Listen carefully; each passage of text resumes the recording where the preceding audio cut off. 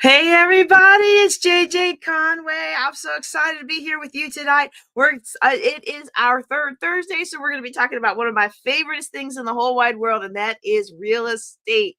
I love that we can, in the great United States of America, invest in real estate no matter who you are, and you can begin to profit no matter who you are, where you came from, and no matter what your background and no matter what your family legacy, you can turn your life around and change your family's financial tree with real estate. And tonight we're going to be talking about commercial real estate. Now, if you're listening to this as part of the Building Wealth Together or Ladies of Wealth podcast, then I want to encourage you to join us live every Thursday night for an online class that then gets extracted and built into the podcast. So every first Thursday we do questions and answers.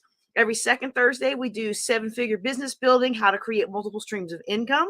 And then every third Thursday, we go back to our roots because that's where it all began at Keller Williams Kingstown in Arlington, Virginia, Alexandria, Virginia, teaching real estate classes every third Thursday.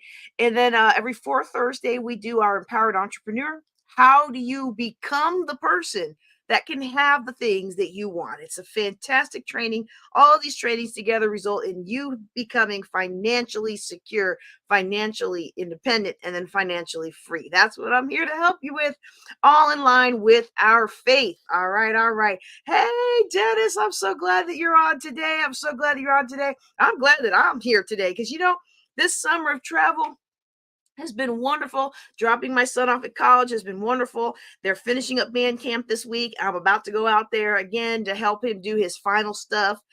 They moved in a little early, so I'm still not sure what I'm supposed to be doing. And he's like, but Mom, don't you want to just come hang out with me a couple days before I start college? And I'm like, I'm sure he wants me to buy him something, but I don't know what, and I don't care. He's asked me to come. I'm going to cherish the fact that he asked me to come because in a couple years, he ain't going to want mama around all the time. So I'm just going to take those moments as they come. All right. So today we're going to be talking about commercial real estate. Now, listen, if you have been wanting to get in real estate and you feel like life is passing you by, hold on. Let me say this to the camera. If you have been wanting to get into real estate and you feel like life has been passing you by and you don't know how you're ever going to own a house, much less own a profit center property, I want you to pay attention today because a lot of what we're going to talk about today is going to give you the confidence to know that you absolutely can do it. This time next year, you can be the owner of not only your own house, but also a profit center that can help you weather the ups and downs of life, weather the harsh economics, and help your children and those you care about become help create a legacy for your children and those you care about. Okay, so I'm very excited about this today, and one of the things that we're starting to make a distinction and being very unapologetic about it, if I may, if I just may just pause for a second. I don't understand why people feel like they have to come tell me about how much money I could make if I would just leverage debt. Like I was at a conference this week. I was at the John Maxwell conference. A lot of you know I am a financial planner. I'm also an executive director with John Maxwell team. I incorporate a lot of John Maxwell's leadership and mindset into my financial planning practice because a lot of times money problems aren't actually money problems, right? And so it's a lot of self-leadership problem. It's a lot of emotional problem. It's a lot of I haven't dealt with the past problems, right? So, so I'm at the conference and I'm telling you all, almost there was only one time this didn't happen. Every other single time. Hi, how you doing? I'm so and so. Hi, I'm JJ Conway. What do you do? Tell me what they do. Well, what do you do, JJ? I help people get out of debt and build wealth through real estate investing and financial management strategies. And you know what would happen? Inevitably, somebody who isn't in the conversation feels the need to butt into the conversation and explain why debt can be good. And I'm thinking to myself, first of all, this is my conversation. Nobody asked you. And then second of all, I'm like, now I have to choose between being like nice about it, oh, ha ha, or just being like, no, I don't teach people how to use debt because I ended up in $800,000 in debt because of over leveraged real estate. And because the market crashed on me with over leveraged real estate. And because, unlike what everybody said, that real estate didn't double in value in 10 years, because some of that real estate, one of those properties still hasn't come back to its value. And also, real estate doesn't always go up, up, up. In fact, when real estate's going crazy, that's usually a sign that the market is about to crash, crash, crash. And so the feds have done a lot of things manipulating the interest rates. We don't like the inflation. We don't like how the higher the prices are. When we go to the grocery store, we don't like how the high interest rates are when we go try to get a loan. We don't like those things. But one thing that all of that did was it kept the real estate from crashing again, and it kept the economics of our country from crashing again. So will that have a permanent effect, or will it still come back to bite us? I don't know. All I know is 15 years ago, I was $845,000 in debt, made six figures and couldn't pay my bills. And you know what the bulk of that debt was? Over leveraged real estate, because I back then believed in other people's money. And I back then believed in real estate always goes up. And I back then believed in every 10 years, real estate doubles. And that back then I believed in, well, they're not making more of it, so you might as well get it all and put it on credit, take out those mortgages, work with the hard money lender, and you will be all right. Well, guess what? I'm all right, but I'm not where I could have been if I'd have kept following sound financial principles. And since I was a person at that time who taught living a debt-free lifestyle, I knew it was important for me to return back to those roots and begin teaching that again and begin living that again. Okay. So when I talk about commercial real estate today, I am going to talk a little bit about some debt strategies that people use, but I'm going to tell you right now, I don't recommend that you use those strategies. I really don't. I really don't. Okay. So let's see. You know what? I feel like, do y'all feel like I'm looking at you? Feel like StreamYard changed their thing again. I know this sounds crazy, and I know you came to hear about real estate, but this is bothering me because every time I look at me, I'm not looking at you. And StreamYard, like if this is my screen and my camera's up here where my nose is. How about that? My nose is my camera. Okay, no, seriously though. StreamYard had a spot right about here where if I looked at it, it looked like I was looking at you.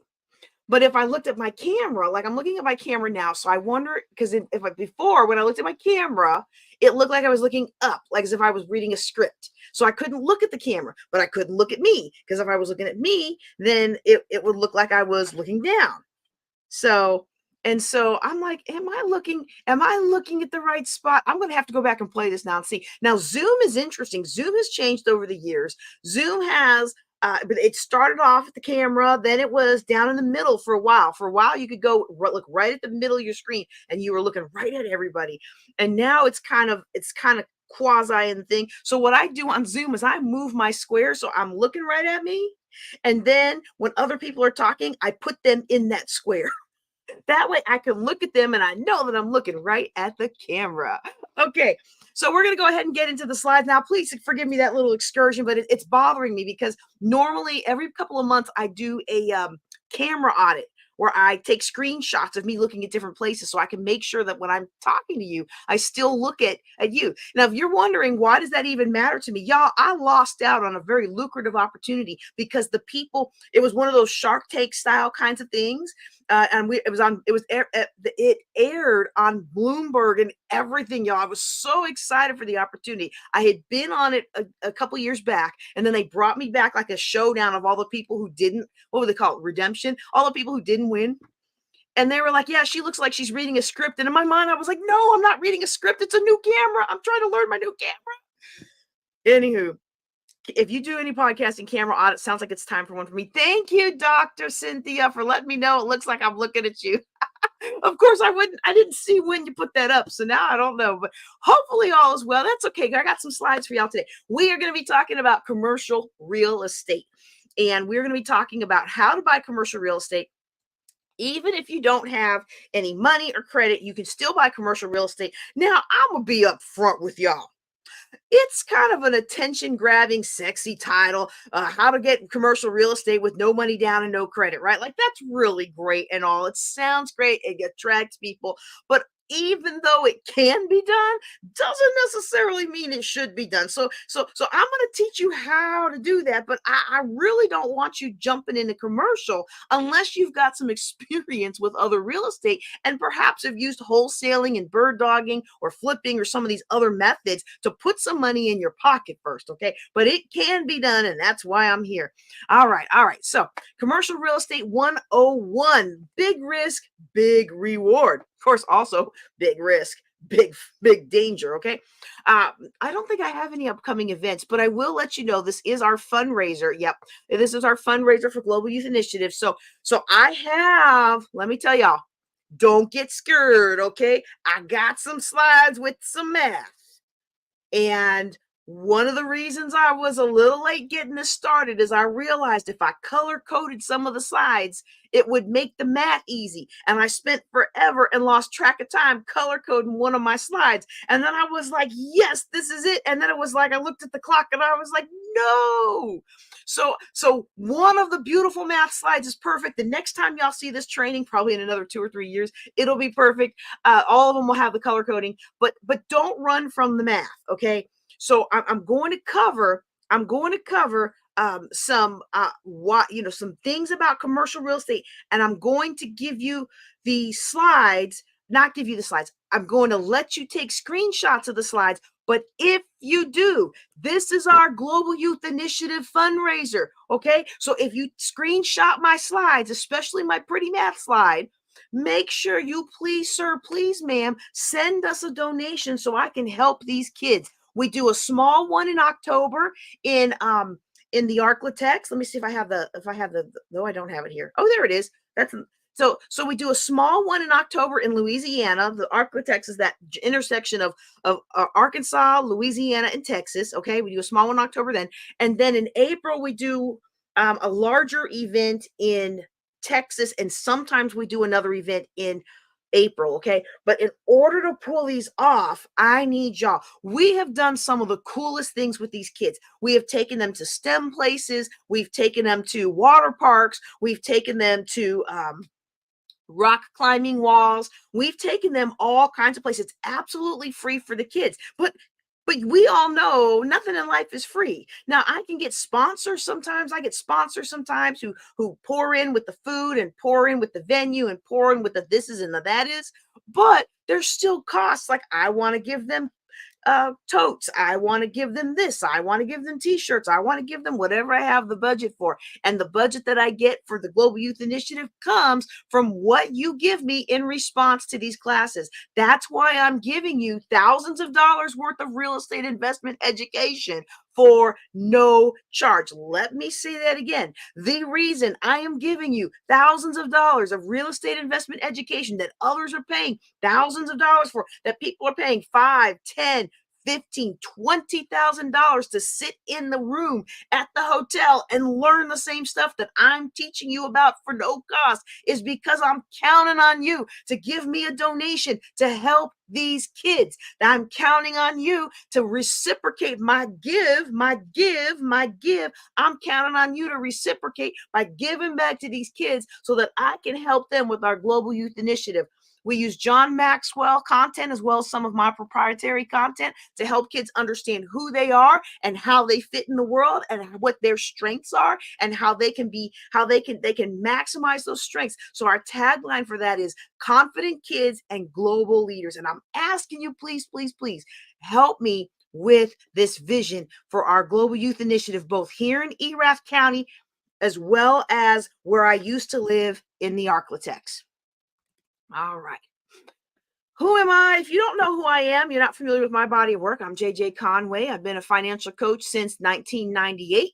Larry Burkett helped me get out of debt, and I couldn't even afford the $8 for his cassette tape course, y'all. It was just way too much money. And so he gave me a charge. I'm going to send you the class, but after you get out of debt, you're going to take my materials and you're going to help somebody else. And for years, that's exactly what I did. At no charge, I helped people until sequestration came. And I realized that them good government jobs are not as good and not as secure as we always thought they were. So then I realized I needed to do a business, and hence the whole Building Wealth Together was born. All right. One of the things that has defined me as a financial planner and a real estate investor is that when the market crashed, we had a whole bunch of properties that were daisy chained together with other people's money. That was that's the thing even now. Everybody talks about leverage debt, leverage debt, leverage debt. Don't use any of your own money. I get it. I get it. I get it. But guess what? I got it. In fact, I got stuck holding the bag when the real estate market crashed. And $40,000 upside down on one property, $32,000 upside down on one property. Y'all, I was $225,000 upside down on one property. Look, I'm sorry. You can love debt as much as you want, but I like sleeping well at night. And even though I will acknowledge that there are people out there who have made millions by leveraging real estate, I'm not going to pretend that that doesn't happen. Okay. I love a debt free lifestyle, but I'm not going to pretend that others didn't use debt to their advantage. Well, one thing I do know is I like to teach people stuff that works for everybody. I like to teach something that you can do, you can do, you can do, you can do. Everybody can do it. Everybody can't leverage debt.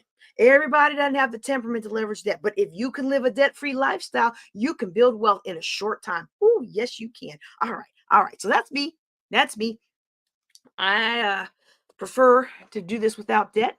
One of the biggest reasons why I do what I do is this young man here who would probably be mad at me for showing y'all this picture because he doesn't look like that quite anymore. But this is the boys when we took the Air Force Academy 2 years ago. This big one and I, when I was $800-something in debt, living in a moldy basement apartment because that's all I could afford. Going from store to store to store to get free samples and showing up to Bible studies. Y'all, I'm gonna tell you what, people get mad about those who show up for the fishes and the loaves, but I went to a whole lot of people's Bible studies for the free food. And even if they didn't feed the grown folk, if they fed my baby, I was there because I needed somebody to stand in the gap for me with all that debt. All right. So that was my big why originally, was that I was never going to be homeless again. And that my child and then later my second child would never have to live like we lived unless they just chose to. All right. Now I feel empowered to change communities. And I feel this is, for those of you who don't know, this is one of my properties here in Baltimore City, right at Ground Zero. I feel called to change communities through financial empowerment. It's really important, if you're going to do this thing, that you have a reason why and a reason for what you do that's bigger than just putting food on your table. Putting food on your table is great right now, but as you come out of it, every time you achieve another milestone, it's time to expand that vision and grow it and write it down and make it plain. All right. So now I teach people how to get out of debt, stay out of debt, and that includes real estate investing. Now, I'm not saying we don't ever work with debt. In fact, one of my most popular methods, we are actually taking over somebody else's debt and helping them get out of their debt. We're just not creating new debt. Okay. So let's start with a little bit of real estate foundation. Some of you have heard this before, but I just want to make sure we're all on the same page. All right. There's many ways to profit from real estate investing, even if you don't own the house. I've listed quite a few here. And then over in this blue area, I've listed the ones that you can profit from, even if you don't buy the house. And over here in green, I have shaded the ones that you can profit from, even if you start off with no money. Now, if you are listening to me as part of the Building Wealth Together Ladies of Wealth podcast, then you can't see the slide. I encourage you to go out to my YouTube channel at JJ Knows the Way, and then you can actually then learn. You can actually watch the slides and learn, but it's basically a bunch of different areas. Hey, Bradley. Let me finish that thought. Sorry. A bunch of different areas that you can invest in real estate, like wholesaling and things like that. Now you will know, I'll answer you in just a second, Bradley. I just want to make sure I close this thought. You will note that commercial is not in the category of the ones that you can profit without any money. Okay. I realized after I built this slide that several of these you really can. So for example, foreclosures, when we did Foreclosure 101, there's a ton of ways that you can, oh wait, it's over here, foreclosure consulting. Okay. Commercial, if you don't have money to buy the property, okay, I want to make sure you understand where I'm coming from. You could pop over here into the deal making, wholesaling lease to own, sub 2 for the commercial property. And that's how you can acquire the property without money. Okay. Now you can still profit without buying it, but most commercial property to gain control of it's going to require some money. Okay. So now let me go ahead and answer Bradley's question really quick. Hey Bradley, how you doing?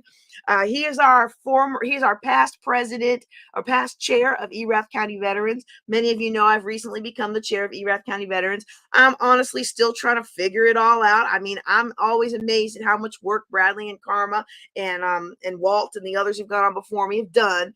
And so, but if somebody is interested in joining my real estate investing group, there are two things that you can do. One is, I'm going to post them here in the comments. One is jjclink.com/group. Okay. That's going to take you to the group coaching. I also have a one-on-one real estate coaching that's going to be a more expensive proposition. Okay. And so that one is by application only, but everybody can join the group. And if you're in the group coaching and you come on the group coaching, it's once a month. And then we have pop-ups throughout the month. You can ask any question you want, including about your real estate deals. People have brought their deals to the group and we analyze them as a group and everybody gets a good education. So thank you for asking the question, Bradley. I'm so glad you're on today. All right. Okay. One of the reasons I love real estate is there are lots of ways to profit it, whether or not you even own it. You can profit from the property. You can profit from industries that are related to selling or maintaining real estate. You can also profit from what I call ancillary services. So like putting a vending machine inside of an apartment complex or putting an ATM outside of a commercial property or something like that. Those are all different ways to profit from real estate, especially looking for ways that people who maybe can't buy the property right away can still profit and get to know and build relationships with the owners of those properties. Okay. I love real estate because it's one of the fastest and most solid ways to build wealth in this country. It is the way that I've seen people build wealth in as little as 3 years. Okay. I literally with my own eyes and my own self seen people who are able to get out of massive debt with real estate investing strategies. And a lot of other things, I might know one or two people that did it, but with real estate, I know a ton that did it. In fact, everybody who follows what I'm teaching you tonight, everybody who follows what I teach in these real estate investing one-on-one, everybody makes money. Now, I can't guarantee you that, so don't come sue me. I'm telling you right now, I can't guarantee you that because I don't know if you're gonna follow sound wisdom. You know, sometimes I get clients that are like, "Yeah, I did everything you said. I did this and this and this," and I'm like, "That's not what I said. You never heard those words come out of my mouth." For show. All right. So, but you know, I can control what I say. I can't control what you heard. You know, the internet can garble things and it make, you know, I say one word and by the time it gets to your ears, it's something else.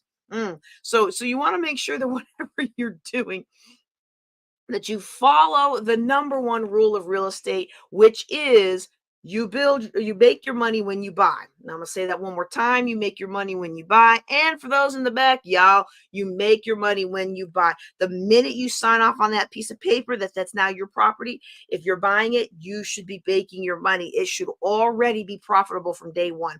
And if you buy it right, you know, a lot of times people shy away from real estate because they're worried they're going to lose money. They can't sell it fast enough in an emergency.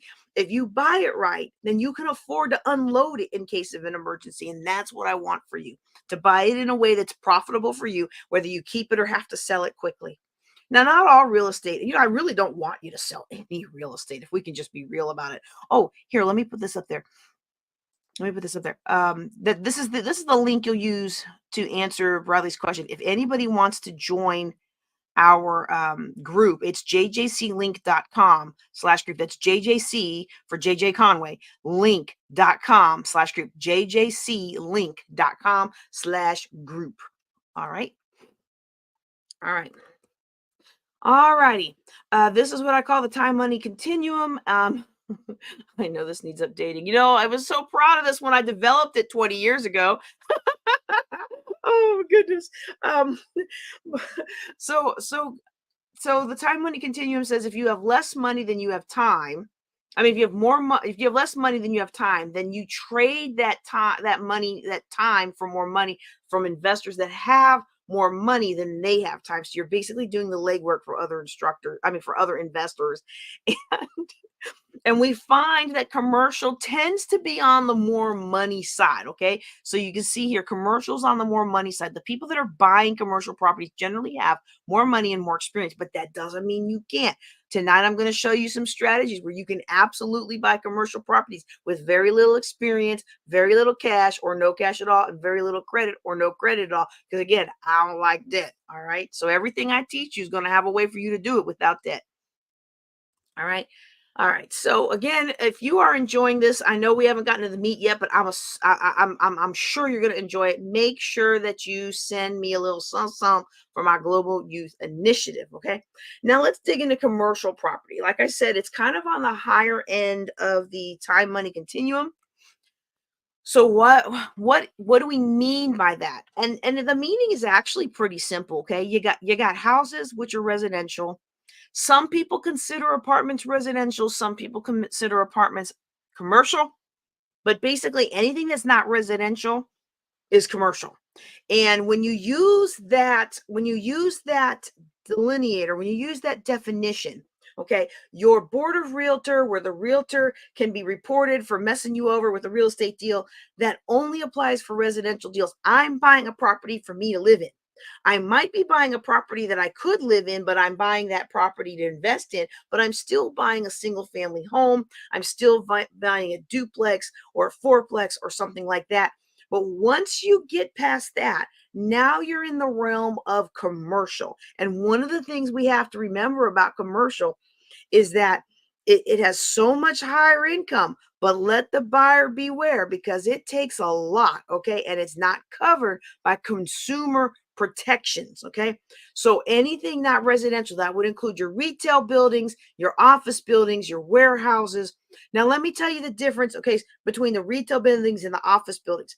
So an office building, a lot of us work in them, but many of us don't anymore. So an office building is something that's specifically designed for doing like the admin work of your office. They don't have adequate parking for a lot of retail because it's expected that people are going to come to work, go work in that building, and then go back home. They might have, as opposed to a retail where you're going to have different stores so people are selling. Now there's different kinds of retail. You can get retail that has occupancy for a smaller number of people. You know, you can get one of those little houses. You know how the little lawyers and the accountants, and sometimes they got those little old houses that they turn into an office and they have maybe 2 or 3 parking spots. Well, that's one type of retail. It's been zoned for commercial, but it's not zoned for a whole lot of parking. So you can only have a certain type of business there, one that doesn't require a lot of parking, doesn't require a lot of drain on the roads and things like that. Okay. So there's different types of things that you can use, but office is generally speaking, it's going to be a smaller, it's not necessarily a smaller footprint, but it's a smaller throughput. Okay.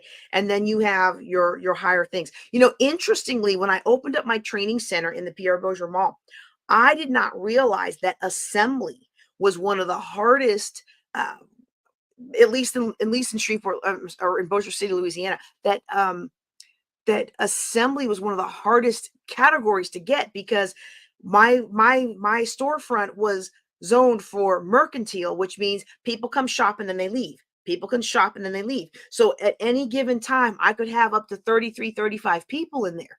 Well, if you set it up theater style, I could fit 200.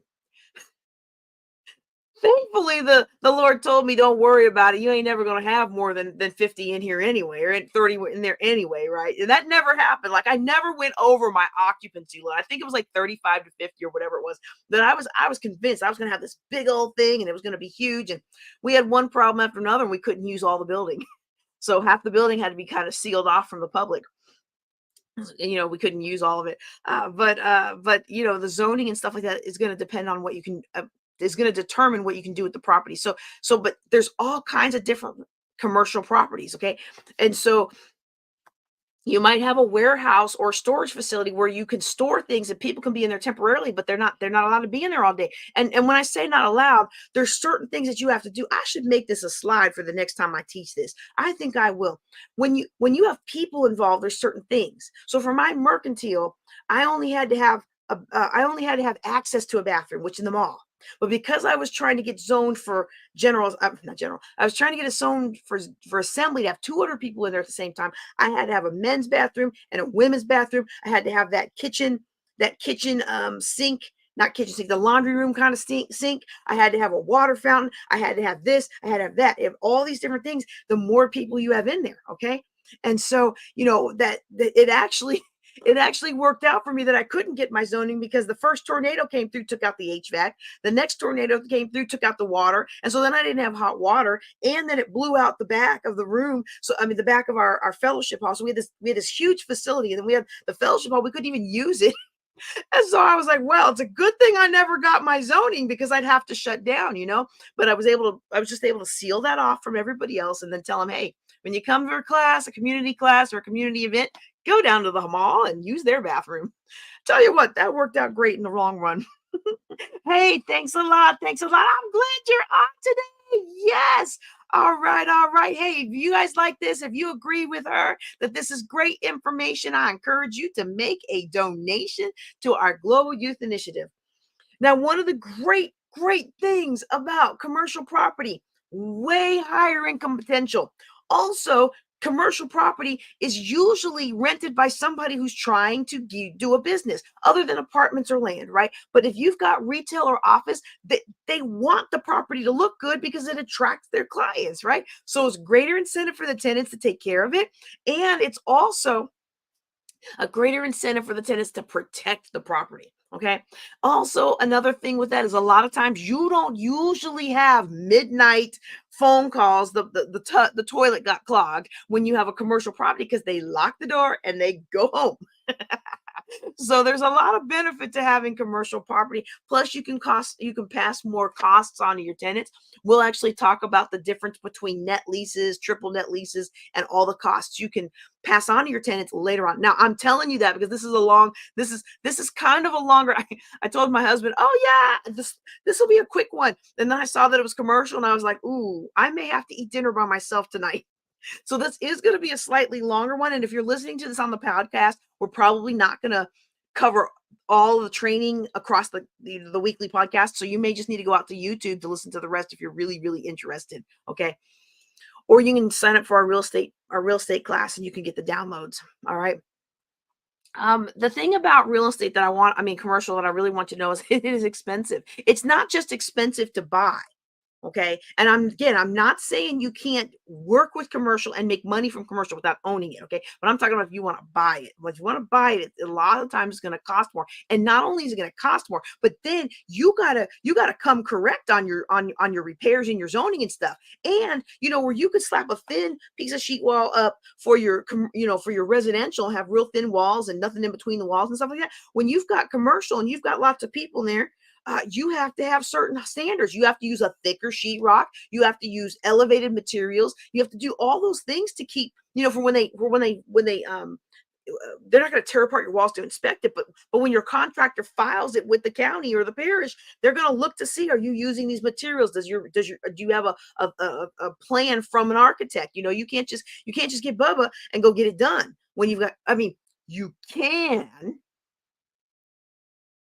But if you look like me and I've lived in places where people who look like me, who run real estate, get inspected over and over and over and over and over again to make sure that we don't forget to be in our place, well, then you probably don't want to mess around with all of those requirements. You want to come correct and dot all your I's and cross all your T's. All right. So you're going to have to pay the professionals. You're not just going to get up there and jerry rig it yourself. All right. So this is the thing about commercial real estate. I mentioned it briefly before. There's no consumer protection on commercial real estate. Okay, this is a big boys game, and you got to watch out. Let the buyer beware. All right. So I'm going to go through a couple of times. You know what? Did I go through? Okay, yeah. I'm going to go through a couple different kinds of properties. I'm going to skim through this, okay, because I've kind of already covered it. but I do want to make sure that you get a good little education on some of these things. All right. So the first one we're going to talk about, and this is actually the first one I personally recommend people who don't have another ulterior motive do. Like, I'm not trying to buy an apartment complex right now because I'm still trying to get another training center. I'm trying to get another church. So I already have a list of commercial real estate properties that I want. Now, if an apartment happens to fall into my lap, hey, Stephenville, Texas, if you've got an apartment that you're trying to get rid of and you want somebody that you can work with and mentor and help empower the next generation, I'm your gal. But I'm not seeking apartments. Now, if one drops in my lap, I will take it, but I'm not seeking those because I have a different agenda. But if I didn't have a different agenda, if I wasn't trying to have a training center, because I miss having a training center and I miss having a church, right? If I wasn't trying to do those things, that's where I would start. Why? Because we're the most familiar with apartments. Most of us have either lived in one or we know somebody who has. And no matter what the market does, people got to have a place to live. So apartments can be a much easier way to work it. Commercial right now is down in the retail and office spaces, which means if you've got cash and you can hold out a little longer, you will be able to snap up some really good deals. The prices for commercial are coming down, but apartments represent a great value, especially if you can configure several of the apartments and make that the property manager suite, not owner, property manager. We'll talk a little bit more about that later on, okay? The cool thing about apartments is everything's under one roof. That makes it easier to repair all the units. If I've got 24 units spread out over town, but I've got 20 versus 21 units all in one spot, that's easier for me to manage, and that's easier for me to keep tabs on. I guess that's the same as manage. The thing about apartments is you've got to have really good property management, okay? You got to have you got to have really good property management. You got to make sure that they are not wasting your money hiring people out the phone book when it comes time for repairs and things like that, okay? It's very important for you with apartments as well as anything, but especially with apartments, okay? Because the target audience for an apartment are people who can't afford to buy a house, or people who, you also get in apartments. You get people like me, like after the divorce for what, 10 years, I didn't buy a house. I just rented because I never knew how long I was going to be somewhere. And quite frankly, I was barely making it. And I just didn't want the added responsibility of having to mow the yard or having to fix the things that were broken. I was trying to get out of $845,000 of debt. And people say, oh, but you're throwing away money. You could have been building wealth. No, I'm going to tell you what happens when you buy a house. Things break and the grass grows and it needs to be mowed, and either you mow it or you're paying somebody, and then the water heater breaks, and then the HVAC breaks, your air conditioning unit breaks. And one year, because I have multiple properties, one year I had 3 air conditionings go out in the same summer, y'all. I wasn't trying to deal with all that back then, and I shouldn't have. I would have never, if I was my own client, I would have said, girl, you better rent for a few years. That's exactly, you better rent and save up some. And if you can't save while you're renting, get you a roommate. Thank God I didn't have to do that, though. I mean, I did live in that one basement for a little bit. That was tough. Living in somebody's basement, and it smelled like bad mold, and they were the nicest people. That's the worst part about it. Like I really wanted to be mad, but they were like the nicest people. I think she was a widow and her kids had all grown and gone. She was just so nice, but it was just like it was the worst. Okay. You want to make sure with apartments. You want to make sure with apartments that your numbers are going to work. Okay. A lot of times if you get an older apartment, they're priced below market, right? They're priced below market, and you can come in there and fix things up, clean them up, and raise the rent, and yay you, right? But sometimes life has changed, and you either, like, the base is closed down or some whatever, like all the all the oil, nah, that's a bad example, but There are places where I've lived where like everybody's going out to the oil fields, and then all of a sudden that's dried up and the and the focus is moved to another location. Well, now all those expensive properties are sitting there and all those apartments are sitting there empty, and you can't charge $1,000 a month anymore. You got to charge 400. So it's magnified. It's the same thing you got to do for a residential, but now it's magnified. Okay. So it's not like you wouldn't do this analysis for somebody else, but now it's really magnified. Okay. So you want to make sure that the numbers are going to work for the market you're trying to acquire. And if they don't, you need to figure out how to make it work. So this is an example of an apartment purchase. And for those of you who already know the story, yes, this is the guy.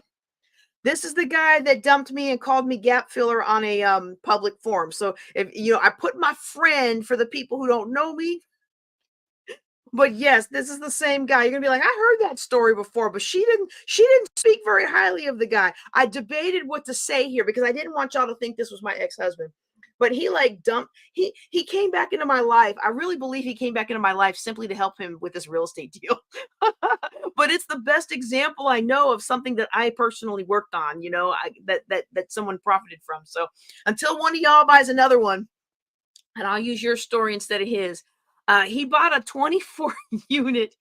He okay, let me before I get into the story, let me answer Bradley's question. I'm not sure exactly what you mean about how is for veterans buying property, but the problem about with veterans buying property is a lot of times veterans either want to use their VA benefit or let me come on here. A lot of times veterans buying property want to use their VA benefit, which gets them a zero down loan, but it has a very hefty fee. And a lot of times people think it's such a great deal, but in my experience, a lot of people fall under the weight of those mortgages and the fees. Even though it's zero down, so you get into your house without any cost. Like I said, when you're in a house, everything needs to be fixed. Stuff breaks, and there's no landlord to call, right? Stuff breaks, and there's nobody to call to fix it. You gotta fix it. You gotta fix it. You gotta pay somebody to fix it, right? And so what happens then is people can't afford it. And while there are some protections in place, a lot of times it's just the VA loan puts people in houses they can't afford a lot of times because they go out and get more house than they should. When we buy a house in a traditional route, then a lot of times we're able to actually buy that cheaper. Okay. And so that would be like buying a house. Not buy it cheaper. What am I saying? We're not buying it cheaper, but we're buying it with enough wiggle room that the market and the interest rates and things like that don't affect us as much as if we put it all into the market. Okay. So when it comes to commercial property and things like that, this is where it gets even harder. But there's also a benefit here. If you are, like, for example, Bradley and I, for those of you who don't know, Bradley and I are with Erath County Veterans. He's the outgoing chair. I'm the new chair. He's mentoring me. And I don't know if this is actually Bradley or if this is Karma. But either one, she's our secretary treasurer. She's amazing, right? But we're looking for property. That's one of my list of commercial properties we're looking for. And one of the cool things about an affinity group like Veterans is if you find somebody who just really cares, they can leave you their property. They can leave it in the will. They can, and if they find something that really cares with commercial property, they can mentor you through owning it. They can donate it to the cost. I mean, there's really a lot more availability like that as opposed to just me wanting to buy a house cheap, right? The problem is finding it. And it's the same as anything else that I teach, driving for dollars and mailing and flyers. Okay.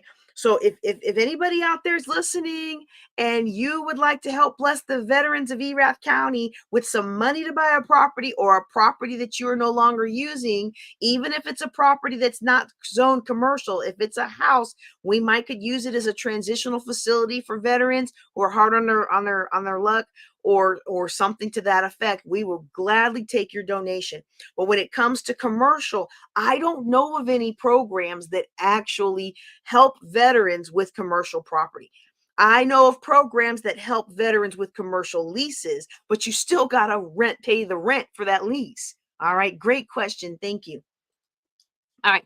So let me get into this example of the apartment purchase. So I had a friend, I was actually dating him for a while. He loved his college that he graduated from, and he was big with their football team, and he spent about uh, $1,500 a month visiting the school between the events that he would host himself, the hotel that he would do, food, people he brought with him. I'll admit I was one of those for a while. Me and my son, he would put us in a little hotel room and stuff, and he was going to he was spending already about $1,500 a month. Well, to buy this 24 unit apartment was going to be $400,000. He had about 100,000 saved, so he put that down.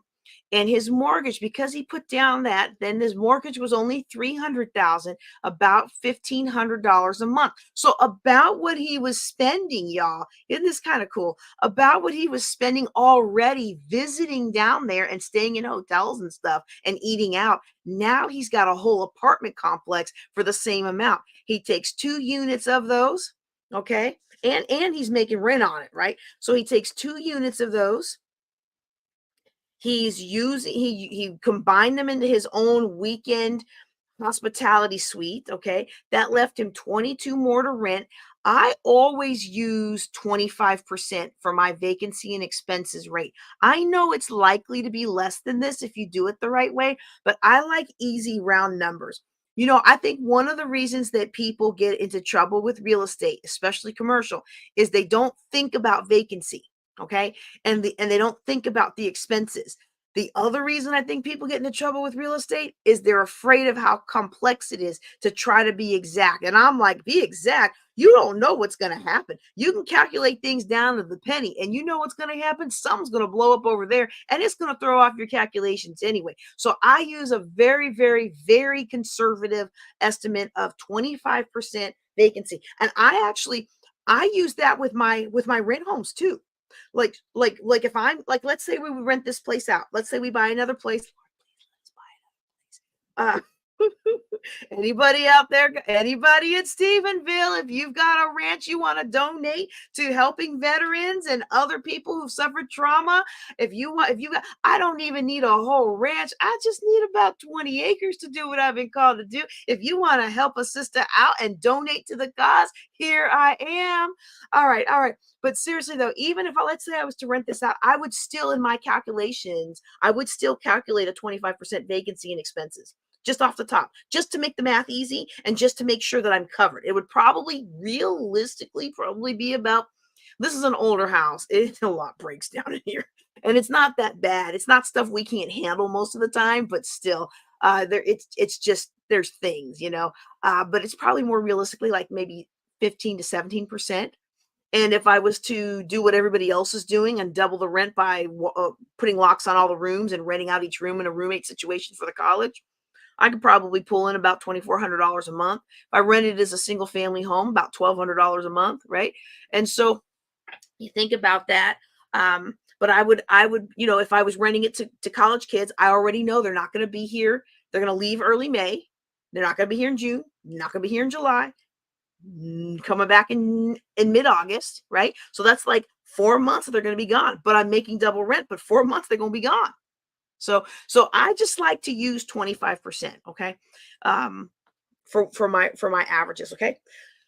What he decided to do was what we talked through together with this property was to price them at $450 a month per unit, okay? So now you're basically bringing in, even with him paying his mortgage and even with him having 2 of those units that he combined to make one big hospitality suite, you're still bringing in about $8,000 a month.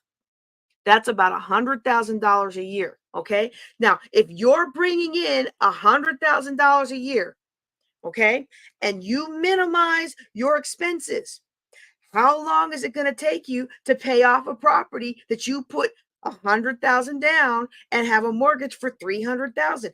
Even at a 25% vacancy rate, he's making 8,000 a month, almost 100,000 a year. Imagine if his expenses were lower and he wasn't having a vacancy issue because they were priced so well. He should have by now, because it's been what? It's been like 12, 13 years.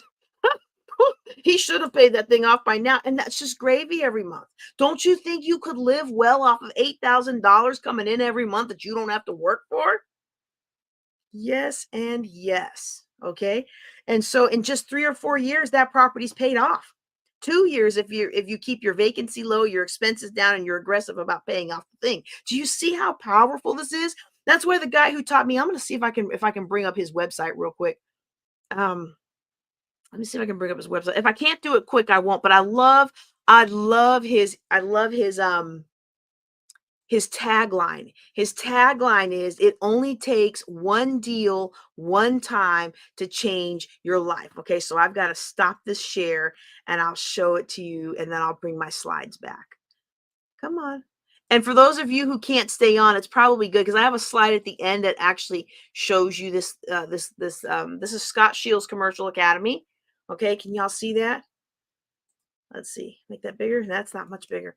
It only takes one deal one time to change your life forever. And I love that tagline because, as you can see, just that one deal that I walked you through, the guy was already spending that money traveling to this location.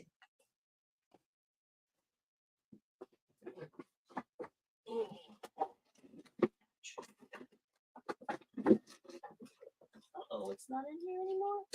Oh man, I was gonna show you guys. Nope, those are all Larry Goins. I was going to show you guys his thing. It's all in the back. Oh well, that was a bust. Oh well. So I opened up the drawer. I was like, let me pull out the books because I like all the it's one of those file cabinets. It's all that drawers full of the books that I got from his original training, Scott Shields' original training back in, let's see, Philip was a year old. So was that 2006, 2007? Yeah. So that's who taught me. But let me go ahead and pull the slide back up. So just, just doing a deal the right way can really just change your life. And it can, and if you think about this for a second, if you've got $8,000 a month coming in, and that's after expenses, right?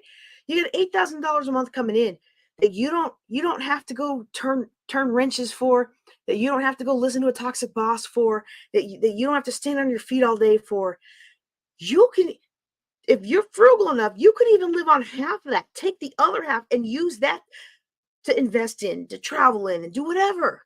And then you can generate another $8,000 a month and another $8,000 a month. It doesn't take very long. I want you to hear this because a lot of times people are like, oh, I got to do that, I got to do that, I got to do that. Let me just write this out for you, okay?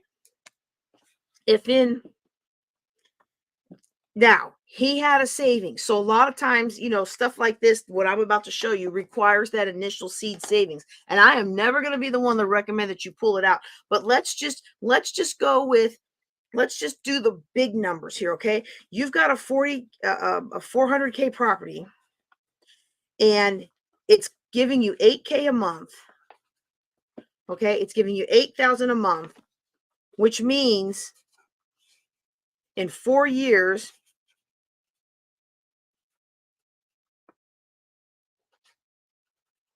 it's paid off. Okay, this is very similar to the analysis I like to show y'all with the cars, because people think that you always have to have a car note. You don't always have to have a car note. You also don't always have to have a house note.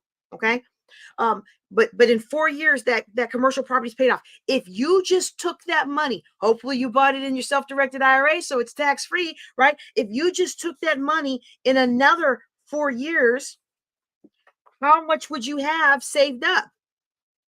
You kept living off of what you have now. You kept your income the same. You didn't go wild and crazy about a whole lot of stuff. You just kept going. You'd have another 400K. Okay? And then now you're buying your 400K property cash, and now it's putting out 8,000K, $8,000 plus $8,000. Now you've got 16K coming in each month. Okay? You've got 16,000 coming in. This is 4 years to pay off the first one, 4 more years to save up for the next one, 4 more years to get the next one. Now you're at 24. And again, I used incredibly conservative numbers. Tell me you can't live off of $24,000 a month that you don't have to work for. Tell me you can't do good in the community with $24,000 a month that you don't have to work for. How long? Now let's do this. Let me get another one. I shouldn't have used an envelope. Let's look at this. $24,000 a month. Okay, that's almost 300,000 a year. That's really like 200. Let me be accurate. $296,000 a year. Rinse and repeat, and it's only 2 more years, and you are clearing. Actually, it's only 1 more year and a half, really, because you got to reserve money for taxes. Okay, we got to account for taxes. Then you're clearing $1 million a year in property you don't do anything with other than pay the property manager. That's why this works. And that's why people try so hard to keep those who are in poor economic status for even learning about these tactics. Because if you knew that within, okay, that's 4 years for the first one, another 4 years, so that's 8 years. Now we're talking 12 years, okay? And then 12 years to get to the 24K a month. All right. Let me just play it out one more time. Let me just play it out. Because if you've got 300,000 coming in, let's just live off 100,000 and put the rest into real estate, right? You played out 1 more year, one more, that's already 12 years. Yeah, 15 years to be 1 million passive income. Now I'm going to tell you why people don't do this. One, they don't want 15 years. They want right now. They want tomorrow. They want next year. And instead of doing this, they spend the money they could have used to do this on the guys in the hotel room that say, I'm going to get you a millionaire tomorrow. I'm going to make you a millionaire next year. Okay? This doesn't require any hotel room shenanigans. This is basic math with very conservative numbers, and you can absolutely do this.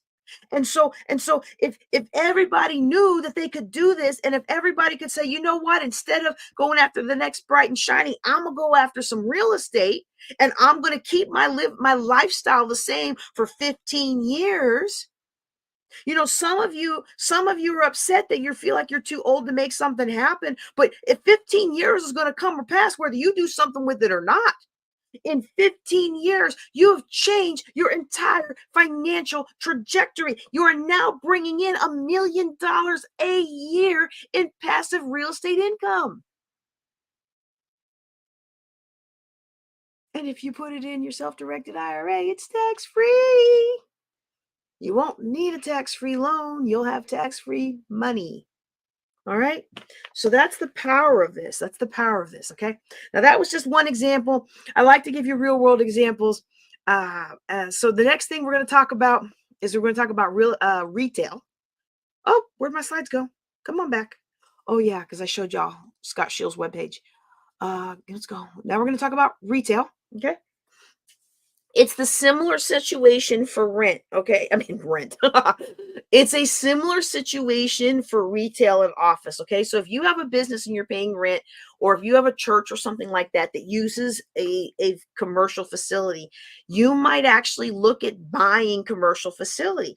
And the numbers are bigger, but sometimes they actually end up being cheaper. But keep in mind, you know, I've got the example here for the church. One of the churches I was in, I found a property that we could have bought. It was going to result in a $2,700 a month mortgage versus our $3,700 a month rent. But the problem was we couldn't get enough people to sign on for the church to get the mortgage to go into it.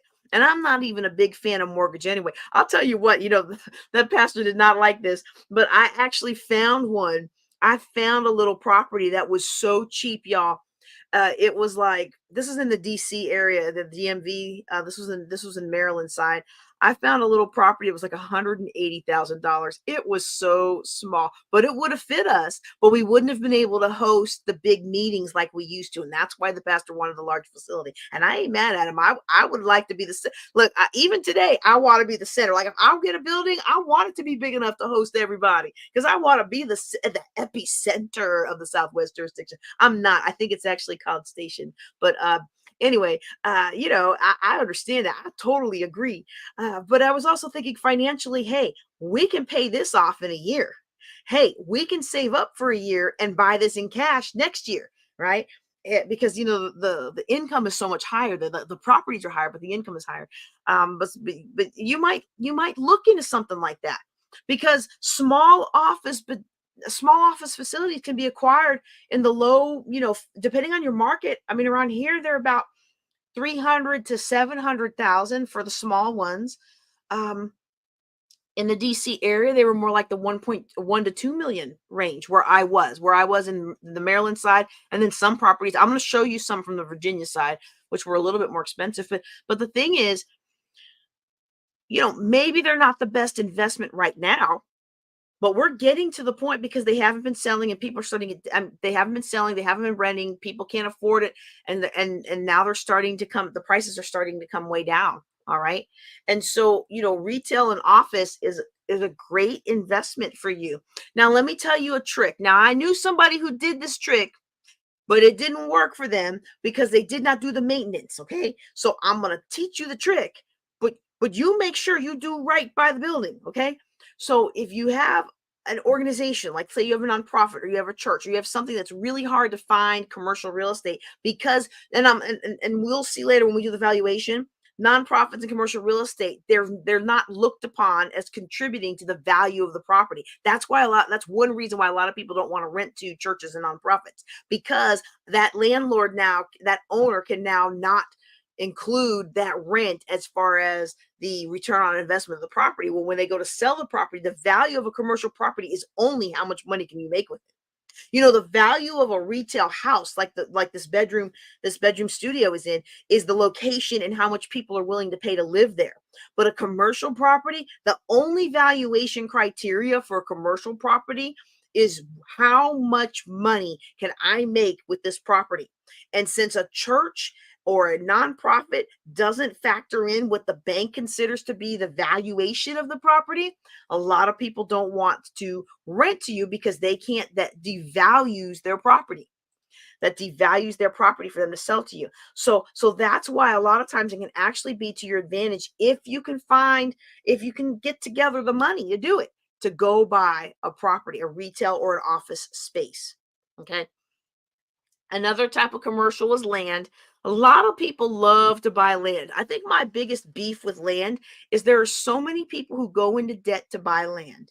And I've softened on this a little bit, but my big thing is you just don't know what's going to happen tomorrow. And I think maybe it's just because after that car accident, I don't want you to tie yourself up in land that you have to pay for 20 years when you don't know what's going to happen in 5 years. And I've seen it go south for a lot of people who are like, oh, we're gonna build our forever home on this land in 20 years, and then they get divorced, or one of the spouses gets sick and they can't live out that way anymore, or they need to live where something's warmer, or they get this. I knew somebody who got an amazing opportunity and moved clear across the country to be on TV. What were they going to do with that land? Just keep making the payments. All right. So we don't want to do that. All right. But land is one of those things that they're not making more of. So if you find an opportunity to get some good land and it's not going to be a strain on your spend plan and you have the money to do it, I'm not going to be mad at you for doing it. All right. There's lots of ways to profit from land. Again, this is one of those things I don't always recommend for somebody who isn't already experienced in real estate, unless you have an extenuating circumstance like the land is yours. Okay. If the land is yours, let's talk. Hey. If the land is yours, let's talk about how you can profit from that land. I will be more than happy to come out, do an analysis for you, a best case analysis to look at what's the highest and best use of that land and where your best profit centers are. I mean, that's something I would love to do for you. Right. But if you got to pay $500,000 for 2 acres, and you don't have $100,000, and you don't have $500,000, well, maybe that's not the best use of your time, energy, and money right now. Okay, maybe you want to produce something or buy something that's income producing. Okay, a lot of people think that the best profit from land comes from just holding it and waiting for the value to go up. Personally, I like you to have other exit strategies in mind so that you can actually profit from this land, because otherwise what you've done is you've tied up your money that you could be using to build profit in other areas. So it's an opportunity cost. Let's see. I need some blank paper. All right. All right. It's an opportunity cost. Okay. We're moving this room. I'm moving into my office downtown, and we're moving. For those of you who don't know, I actually shared this. I have up until a couple weeks ago shared this studio with my 8-year-old. So usually my 8-year-old is up in his loft bed, which is over the other part of the office while I'm teaching. And we're moving him into his brother's room. And then we're moving half this stuff into my office downtown. So I got stuff everywhere. It is ridiculous. So if you hear all the noise, that's why I move one thing to another. But I want to explain to you this opportunity cost, okay? Land opportunity cost. Does anybody know, while I'm drawing this out, if you know what opportunity cost means, go ahead and drop it in the chat for me. It's not just regarding land. I'm just using that as this example.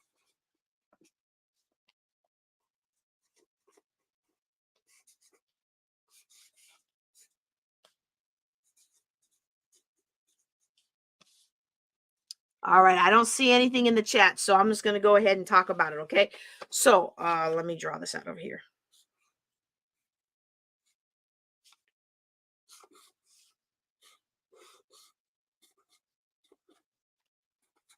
Okay, so now what opportunity cost means, let me cover up the land. What opportunity cost means, I tried to do this off the camera, right? What opportunity cost means is if I make this decision over here, this decision here now cuts me off of these other decisions. Okay. So if I have $500,000, and most of us watching me today probably don't have 5,000, 100,000 sitting around, but let's just say you did, or you take a $500,000 loan and you use it to buy land that will appreciate someday, right? Someday, because you know they're not making any more of it. If I put that 500,000 into this land, I cannot put that 500,000 into this house. If I've got another 500,000, I can put it into this house. But if I've only got one grouping of $500,000, I cannot put it into this house. And maybe this house will Airbnb and net me 10K a month in Airbnb or executive housing. Okay. Or, but that's the opportunity cost of buying this land. I lost this opportunity. Is the cost that I lost. I cannot do this now. This is $10,000 a month I cannot make while this 500K is tied up in this land.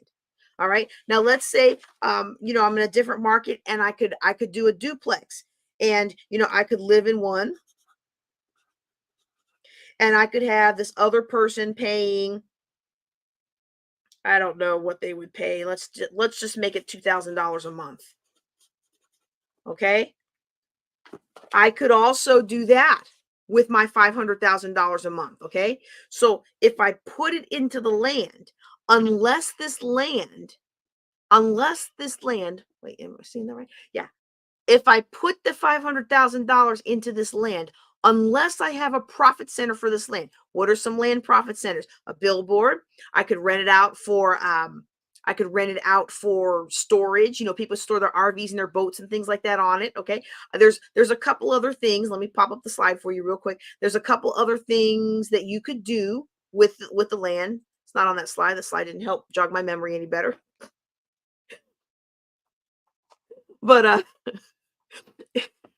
if I put my $500,000 into this land, and I'm expecting it to appreciate one day, because you know what? It's in the DMV and they're not making more land and it's getting so crowded. And 5 years from now, I expect it'll be worth 2 million, right? It might be, it might not be. But in the meantime, because my money is tied up in this land, I can't go after this house.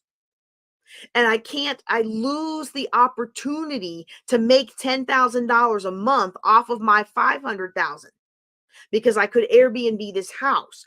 Or let's say I could put the money into a duplex and I could live on one side of the duplex, and basically, this person over here could be paying me to live on the other side of the duplex.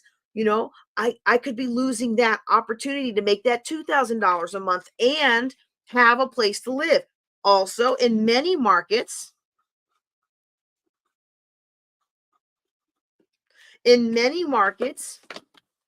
$500,000 buys you a nice house. So the opportunity cost of buying this land, thinking that it'll pay for itself one day, is I may not be able to live in a nice house now. Now, if it's part of your family's strategic plan and you think you might actually build on that land one day, and that's okay if you don't have it right now, well, I'm not going to be mad at you, but I want you to be strategic about it. I don't want you to just rush out and buy the land. Trust me, I have spoken to people who rushed out and bought land, and then they couldn't even do anything with it because the land didn't perk, or the land didn't do this, or it didn't do that, or it wasn't this way, or it wasn't that way, or it had this problem or that problem. Okay, so we want to make sure we're strategic about this and not just jumping into something and do that, because there's as a financial planner, what is my tagline? The queen of cash flow. I want you to have more money, not less money. Unless you already had a sizable amount of net worth, and you came to me with a choice between the land for 500,000 and a paid for house that you can Airbnb out or live in, I'm going to choose the paid for house that you can Airbnb out or live in. Okay. Now, of course, this is not financial advice. I'm not your financial planner in this capacity. You and I have not sat down. I haven't signed the agreement that says I'm going to totally research your situation and give you the absolute most amazing advice ever. Right. But this is just general blanket advice because you lost out on the opportunity. And let's just say, let's calculate it out, y'all. Let's just say, where's my red marker? All right. Let's just say you're going to buy this land now with the anticipation of retiring on it or selling it 20 years from now. Again, I'm not saying don't buy the land. If you know you want the land, I'm not saying don't buy the land. I'm saying make sure you're strategic about it and not romantic about it. Okay, hope is not a strategy. But let's calculate what $10,000 a month over 20 years is. Okay, $10,000 a month times 12 months equals $120K per month. All right. That's $120K per month that you're losing out on because you bought the land. All right. Now, let's do that for 20 years.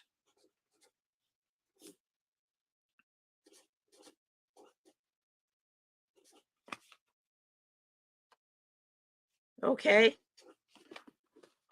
That's $2.4 million. That's 2,400K, which equals 2,400, $2,400,000. That's the opportunity cost of making this decision instead of this decision. Now, does that mean you don't make this decision if that's the right decision for your strategic plans for you and your spouse? Hey, if that's the most gorgeous, beautiful piece of land, and I know that I'm going to retire and I'm in the military right now and I can't live there right now, and I'm going to do it and I'm going to buy it, and I know that I can afford to plunk that down, that's fine. But I have to understand that everything we do has an opportunity cost. In fact, this is very similar in number.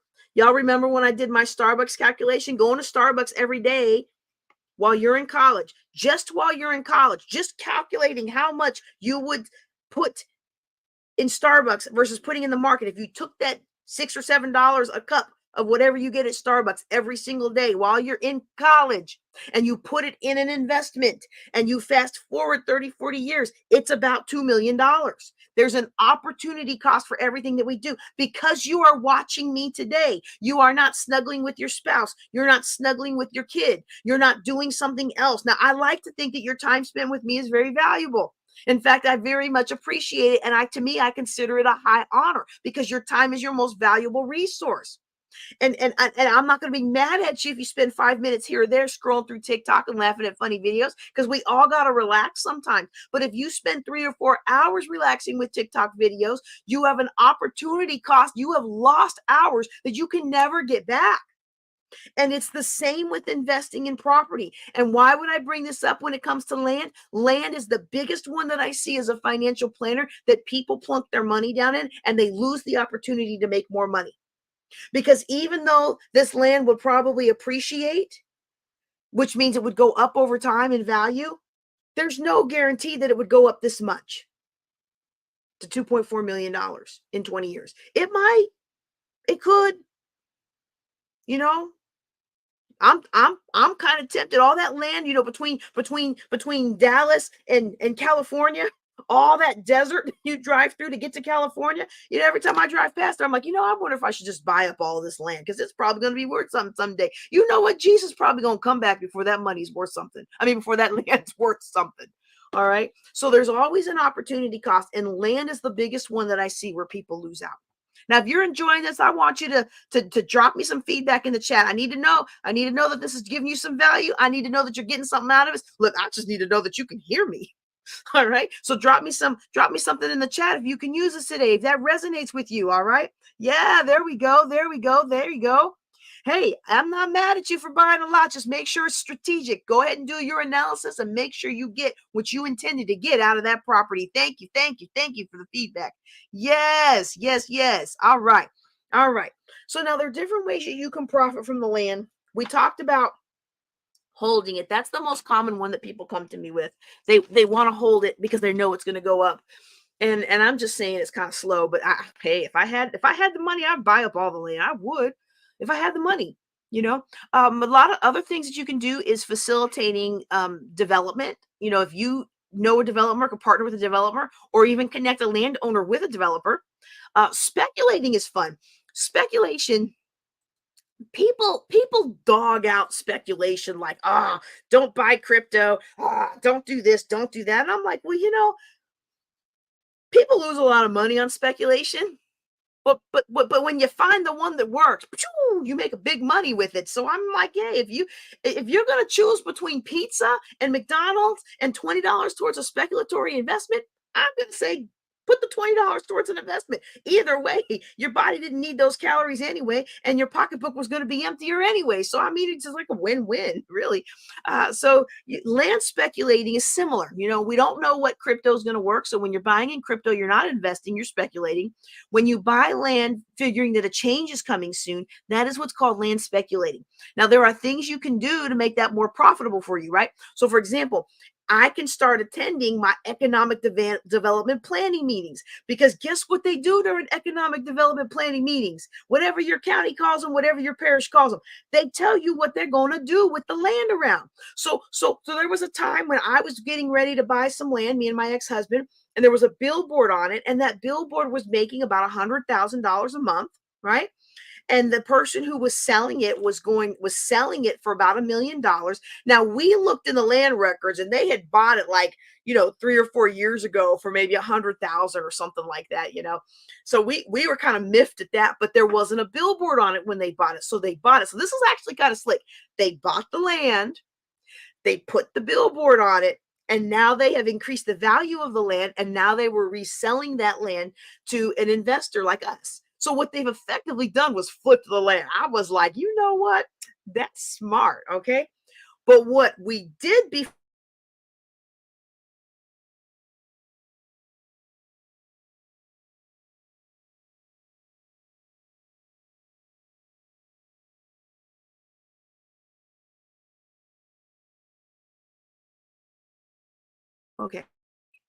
Okay. So I'm back. Okay. So what we did before we signed on the dotted line, we had already made an initial offer. They had countered back, and we liked what we saw, but we just wanted to cover all of our bases and dot our I's and cross our T's. And if I'll be honest with you, we were making counters to try to stretch out the process so we could go to the economic planning meeting. Because we couldn't find the records. Okay, this was 15, 20 years. This was 2007, 2006. 2007. So it was almost 20 years ago, and we didn't have the records of the last one. But we'd heard rumors from people who had businesses down there that they were going to cap off the road. And so we went to the next economic planning development meeting, and sure enough, they were going to expand Branch Avenue, Route 5, and they were going to cap off Brandywine Road. So if you are familiar with Maryland and the DC area, a lot of people live down in Waldorf, Temple Hills, Clinton area, Brandywine. You go south of Andrews Air Force Base, you get into Waldorf, Indian Head. That's where a lot of people have been moving out to. They capped off one of the main roads, so that crossroad where the billboard was, not only was everybody trying to sell out all their stuff there because they were worried they were going to go out of business, but the way that they built the overpass, that billboard was going to be obsolete. Just imagine if we hadn't done our research. Now, I will say we would have probably recouped our investment had we gone ahead and done that, simply because it took them a good 10 years or so to actually execute the plan. Like it took them a good 10, 15 years. They just did it a couple years ago. Like they made it sound like it was coming tomorrow, but it took forever. So we probably would have recouped our investment, but we wouldn't have made anything. And I'm not just in this game to break even. Like if I'm going to break even, y'all, if I'm going to break even, there's a whole lot of other things I could be doing with my time and energy and money if I was just going to break even. If I was going to break even, I could just not shop as much and just sit on the couch and relax. To break even. I'm not doing this to break even. It's too much time, energy, and risk to just break even. I'm here because I need to build great wealth so I can change communities. I'm here because the Lord has called me to do a great thing, and He has already shown me it's going to take a lot more money than I have already in my hands. So I'm not here to just break even. That's too much effort, energy, risk, and money to just break even. All right. All right. Thank you, sir. Thank you, sir. I appreciate you. I appreciate you. All right. So that's land. You can find out if a change is coming. Actually, that was the opposite. That was the opposite of land speculation. Okay. Let me give you a good example. Okay. But like that, if you knew that they were going to build the overpass and you knew they were going to cap off the things, and you knew what they were going to reroute the traffic this way and that way. Okay. However they rerouted it. Land speculation would have been, I'm going to buy land over by where they're going to reroute it, and I'm going to develop that for commercial, because now you're going to have new commercial access, because people who are coming in and out still need to eat. They still need to pick up their morning coffee. They still need to go to the gas station. They still need a grocery store on the way home. So the existing services that were there that were going to get capped off, the smart investor would say, you know what? They're going to cap. Let's see if I can draw this for you. Okay. I'm going to draw this off. Okay, big road, and this is the crossroad. This is Brandywine. Okay, and here's where they're going to take the new road.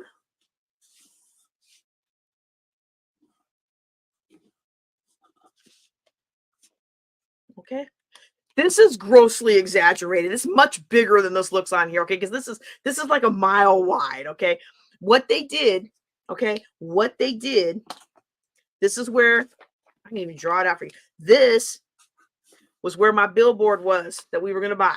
All right. And they capped this off. So now Brandywine ends here. It's got, you ever see those places where it's got like the four red diamond signs, Let's see if I can draw it. Oh, what happened to this pen? It's the wrong pen. I'm going to throw that one away. All right, here goes the good one. You know how you go along a road and it looks like it's going to connect to the big road? And then you get to the end of that road and it's got those. That's what's here now on Brandywine Drive, right? This is really a poor drawing. The savvy investor would say, okay, they're capping this off. All these little businesses that were in here. There was a whole bunch of little businesses in here. There was a little ice cream parlor, and over on this side was another thing, and down here was another something we wanted to do for our church. All these businesses they're going to be defunct because they're about to cross off the road. Ain't nobody going down here that doesn't want to just go down here, right? So they're going to lose their value.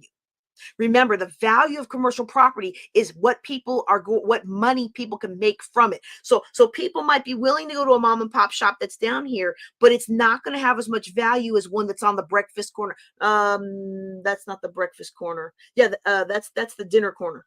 That's the dinner corner. Actually, that's nothing. But they're not. That's let's see. This is the breakfast corner where the billboard was. The breakfast corner, by the way, is when you go from a small road to the big road during rush hour. And the dinner corner is on the opposite. This is the dinner corner over here. This is the breakfast corner. And then this down here would be the dinner corner, right?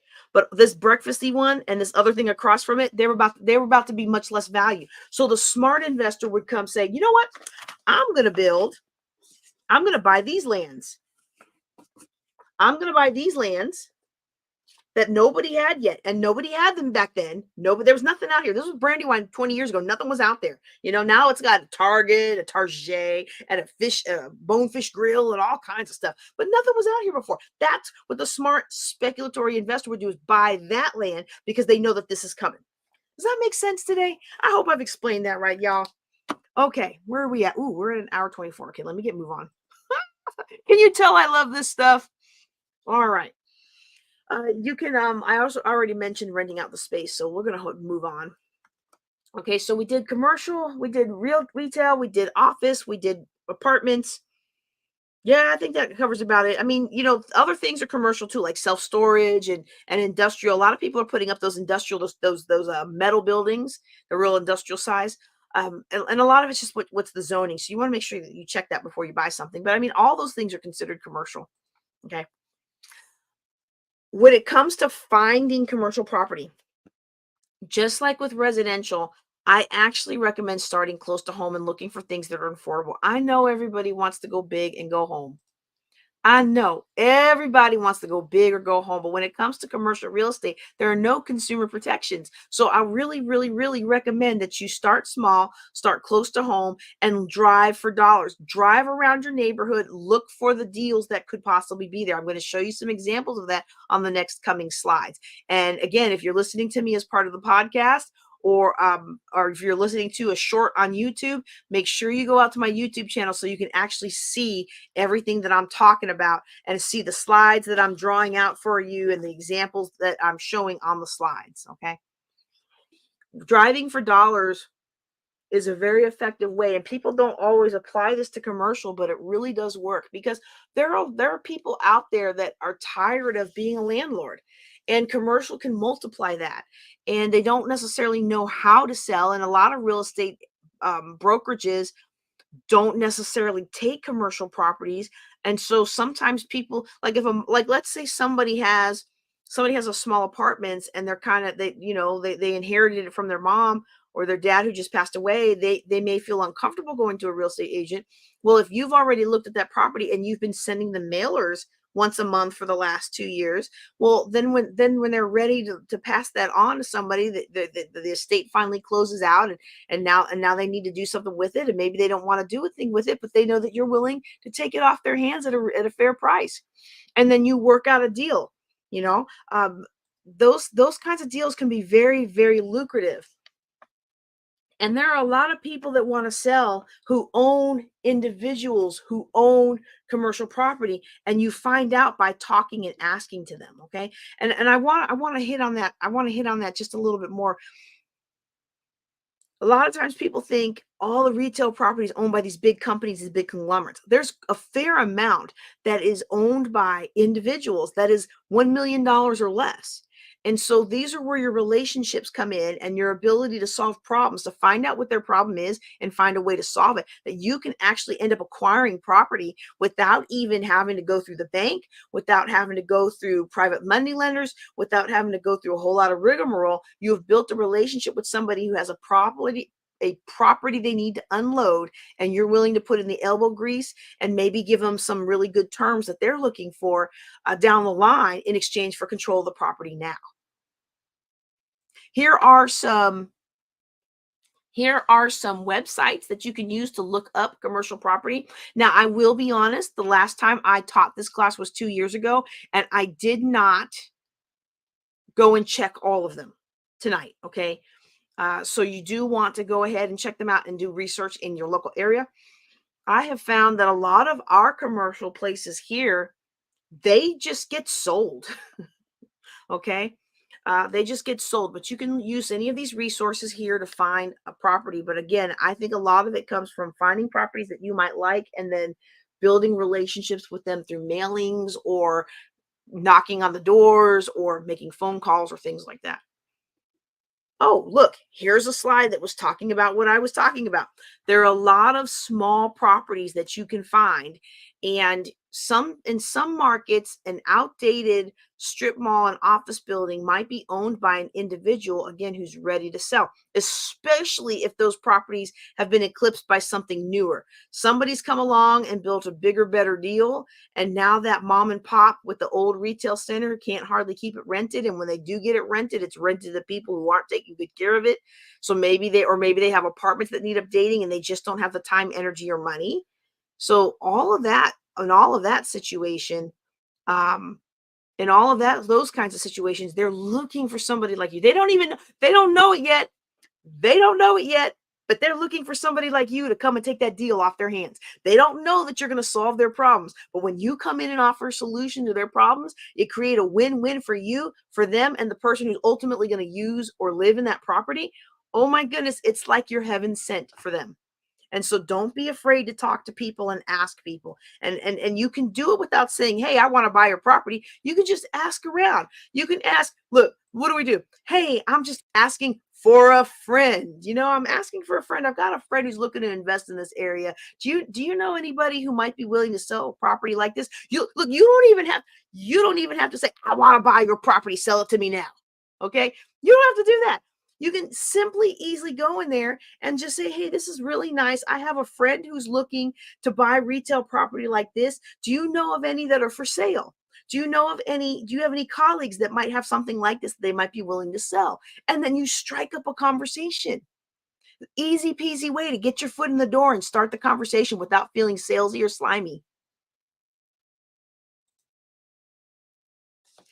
If you're interested in more on driving for dollars and how to spot properties that where the owners will be receptive for this, you can go look. Ooh, my battery's running low. You can go look on YouTube at JJ Knows the Way. I thought I plugged this in. Oh, y'all. I may have to continue this another time because here's the problem that I have with this computer and Zoom. Let me see how many more slides I have left. One of the problems I have with this computer and Zoom is that if I plug in the power cord, it will knock out my camera. I don't even know why. Okay, let's see. Okay, I'm going to go through this real quick. Okay, I'm going to go through this really quick. I'm going to go through these slides really quick and I'm going to try not to talk too much. And we're just going to see how far I can go before my computer dies. All right. Oh, goodness, this is fun. Okay. And if it doesn't work, maybe I'll come back tomorrow and teach the rest. So you'll have to look on my YouTube or my Facebook for that. Okay. A lot of deals, like I said, weren't for sale.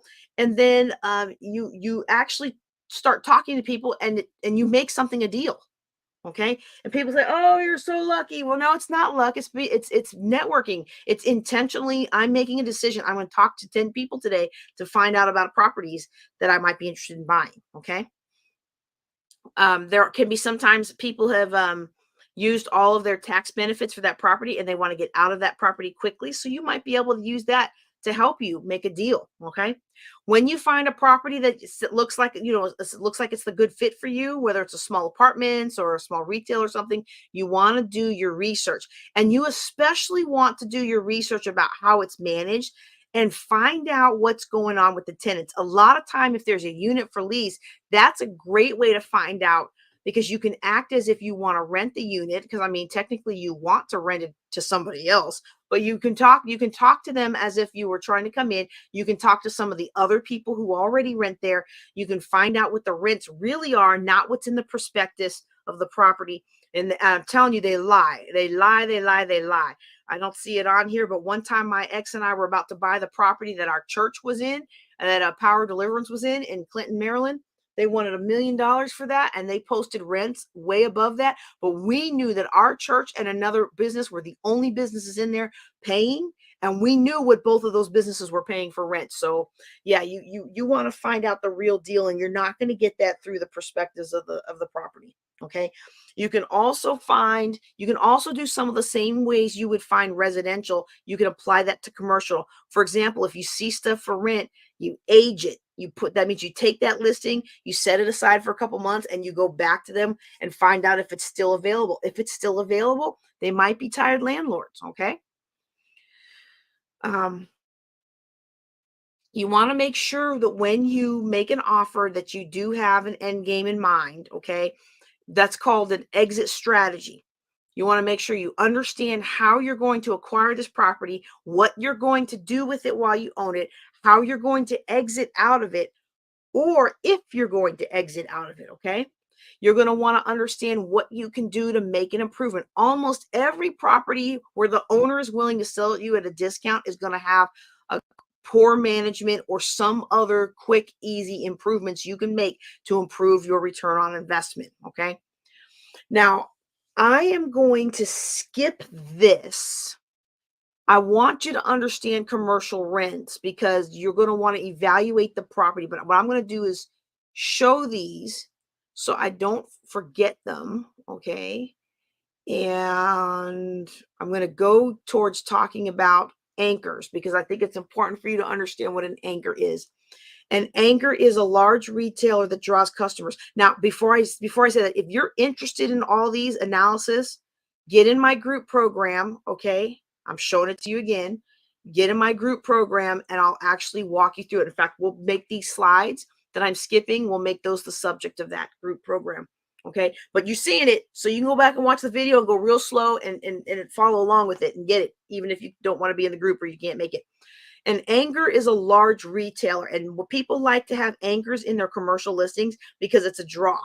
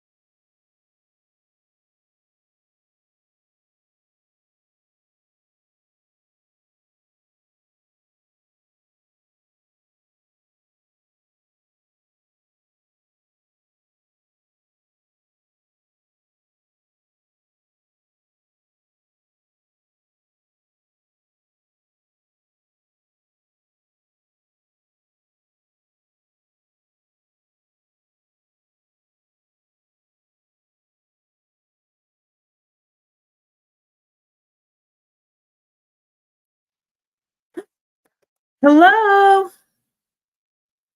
Hey everybody. I'm sorry. My it died in my studio, and I knew if I plugged it in there. This is so horrible. This is so bootleg. If you can hear me or see me, you're still on. Please drop something in the chat so I know. Because what I don't want to do is I don't want to go and teach for an hour and you guys are all gone. Okay, but if y'all are still there, if you were waiting for me to come back, I will pull the slides back up and we'll go over what I missed. Okay, but I need to know that somebody's on the line so that otherwise we'll just pick it back up tomorrow or some other time. Okay. So let me go. I'm going to just go ahead and see if I can get the slide going. I'll at least finish talking about the anchor. Okay, I see that the number of people is dropping rapidly. So again, if you are listening to me, I need to know that you can hear me okay, and that you see me, and that you want me to keep going. I already missed TV time with Mr. Man. He's already gone to bed. So we effectively have as long as it takes to get this job done today. All right. Man, it is cold out here. I like my office better. um, so Okay, I see somebody's there. Yay, I'm so glad you're here. Um, I the other room, if I was to plug in the power cord while we're going, it was going to take a reboot in order, and I don't know why, but it just does. But that's a really powerful camera. You can see the difference between my webcam and the camera that I was using 5 minutes ago to teach, right? But it's okay because I'm going to go back to the slides, so it's all good. But all right, so since we've got this is one of those things, like, as a professional speaker. Yay, I've got two. I was about to say I've got one. Yay, I've got two. Okay. I'm sure more will come after they realize we're back. But they do say, like, if you're being brought in to give a $5,000 or $10,000 keynote, you don't just show up and see five people and give them a $1,000 keynote, right? Like, whatever I have is what I have. I'm going to give you everything that I have. Okay. So let me go ahead and go back to the slides. I'm going to cover this, and if we have time left at the end, then I'll go back and cover the things that we missed. But I would really rather get to the next calculations, because those are even more important. Okay. Hang on, let me get something to drink real quick. All right. Okay, so an anchor is a large retailer that'll draw customers to your space. So, like, if you have a really big company, or if you have a really big fast food joint, or a Safeway grocery store, an HEB or something like that. Although I don't think I've seen HEBs in line with a retail, but they might be in that same shopping area. Okay. Some anchors are national, like McDonald's. Some are regional, like Brahms or Lito's Pizza. Okay. I like Lito's Pizza. They say they're square because they don't cut corners. It's such good pizza. There's good thing, a lot of people want properties with an anchor because it automatically makes the retail center more credible. And because it's more credible with an anchor, you can charge higher rent, and you can go for longer leases. Okay. It also attracts a higher quality of tenant because you can charge the higher prices and the longer leases. And so that kind of weeds out a lot of people that are, not that anybody has more value than the next person. Okay. We are all precious in the Lord's sight, right? We're all precious to the Lord. But there is a difference between a tenant who's paying $1,000 a month versus a tenant who's paying, $5,000 a month, as far as what they can pay, the kind of clientele that they're likely to attract, depending on the nature of their business and things like that. Okay. So, and that's also going to translate into the care and feeding of your property. Okay. Okay. So, the problem with an anchor, like I would be really hesitant unless I just had plenty of money and I wasn't worried about, the ebb and flow. I'd actually be kind of hesitant about buying into a strip mall or something that has a Walmart, or that has like a Sears or something like that, because you become codependent. And depending on the nature of their lease, they either own their own parcel, or if they are renting from you, they nickel and dime you, and they cut you down, and they know that they have the purchasing power to do so. So it can really backfire on you sometimes, depending on the nature of the anchor that you have. Okay. The other thing that I like to point out is they can pay their lawyers more than you can pay your lawyers. So if there's an issue, you're probably not going to come out on top. It's like renting your property to a police or a property manager. Like, they know all the ways to get away with not paying you. Not saying don't rent to police or property managers. I'm just saying make sure you come correct. For those of you who are just coming on, I see that our numbers are starting to climb back up. Thank goodness. My computer died in the studio, so I came out here where I knew there was a power cord, and the power cord doesn't work if I try to plug into the studio midstream. I thought it was already plugged in. Oops. So here we are.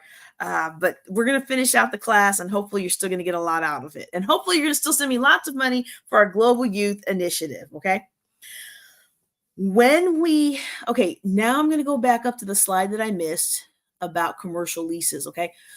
I want you to understand how commercial rents go, because when you're evaluating the property to see if it's actually going to be profitable, you're going to want to understand how the rents are, how much they're asking for rent, how much people are paying, what the terms of the lease are.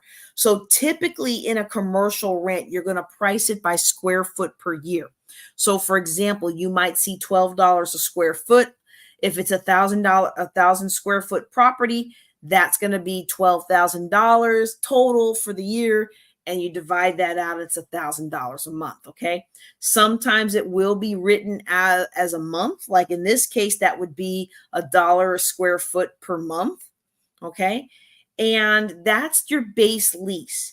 There are other things that you might have to do.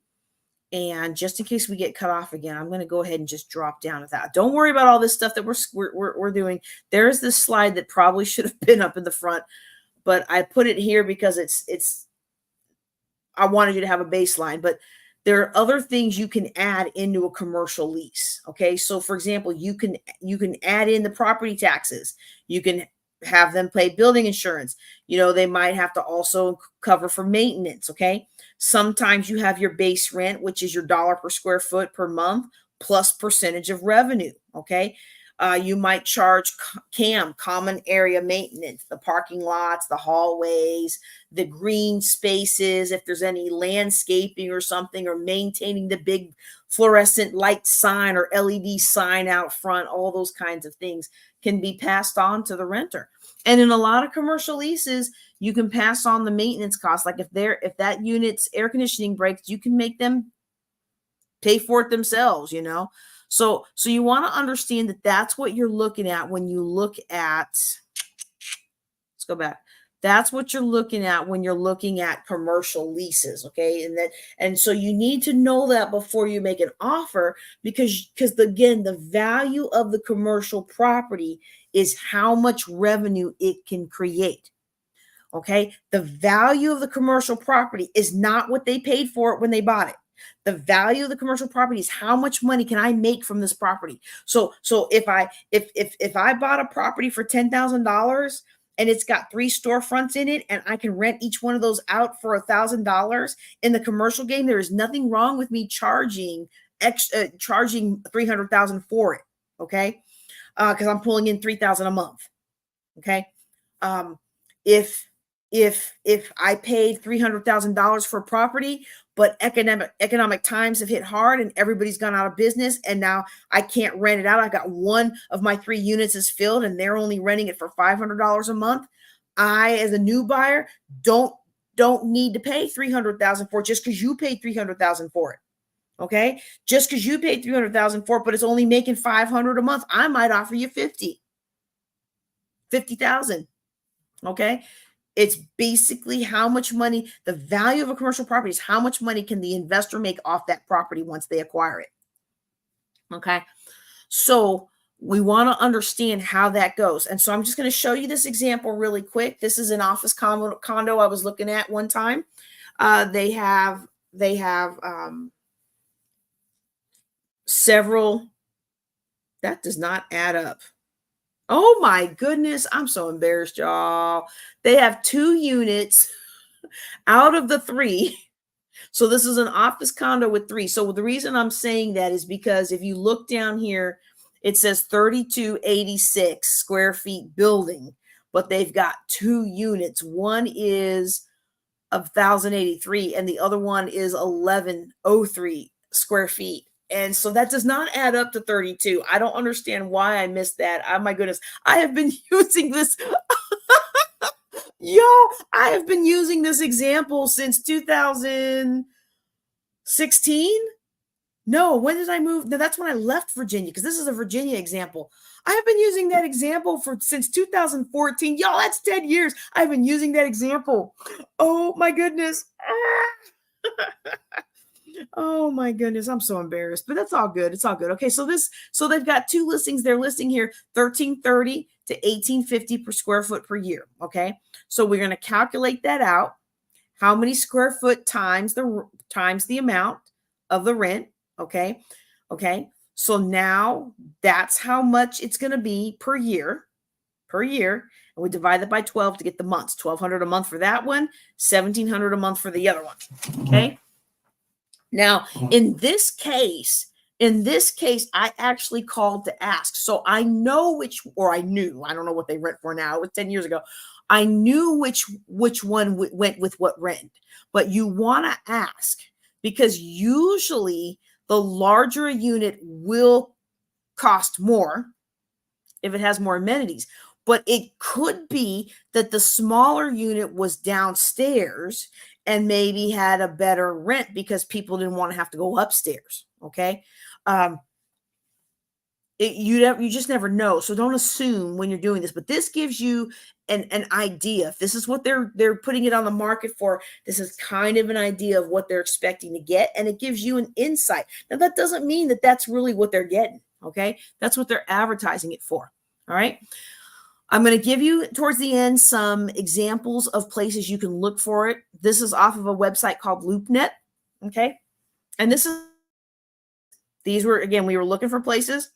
And you see this one here, Hayfield Shopping Center. Well, I used to live right there, right around the corner from that. Now, I didn't live there the time that I was doing this, but I used to live there. And I was like, I know exactly where this is. This is right around the corner from where I used to live. Interesting. They've got one space that they're offering. Okay. You notice in the listing, it says Giant anchored as well as Subway, McDonald's, and Crest Cleaners. Well, the Giant anchor used to be a Giant grocery store, right? But the reason I didn't know that when I first read this, I was like, well, who's the Giant anchor, right? Why don't they have a picture there? Is because, I already talked about who an anchor is because by the time that I moved over here, there was no Giant grocery store anymore. The McDonald's was still there and the Subway was still there, but I never see no Giant. There was no grocery store there when I lived there. So I was like, what are they trying to do? Now, I think there's a Planet Fitness in here now and a Goodwill or something like that, because I went to look it up to see if I could find a better picture than this old one. But it's you gotta look for what they're not telling you. Okay. You want to in a situation like this, you may realize that the rent that they're asking may not be representative, because this $28 per square foot per year.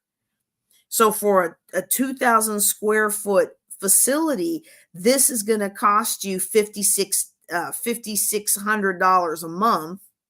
Okay. So $5,600 a month for this 2,000 square foot, whatever it was. Well, if there's a huge grocery store over here, that might be different than if it's just this. So this small picture, if you look where the green is over here, you look where that green flag is to the right of it, that's this side over here. I just couldn't find one picture to show all of it. Okay, that's what this was. This used to be a grocery store, but it wasn't. Well, that makes a big difference in the rent, because maybe I'm willing to pay $5,600 a month if I can have the traffic that comes with a big grocery store, but maybe I'm not willing to pay $5,600 a month if it's just a Subway and a McDonald's, because let's face it, people who are eating it, you can't see it. Oh no. Sorry, y'all. Oh, I hope I wasn't digging in my hair.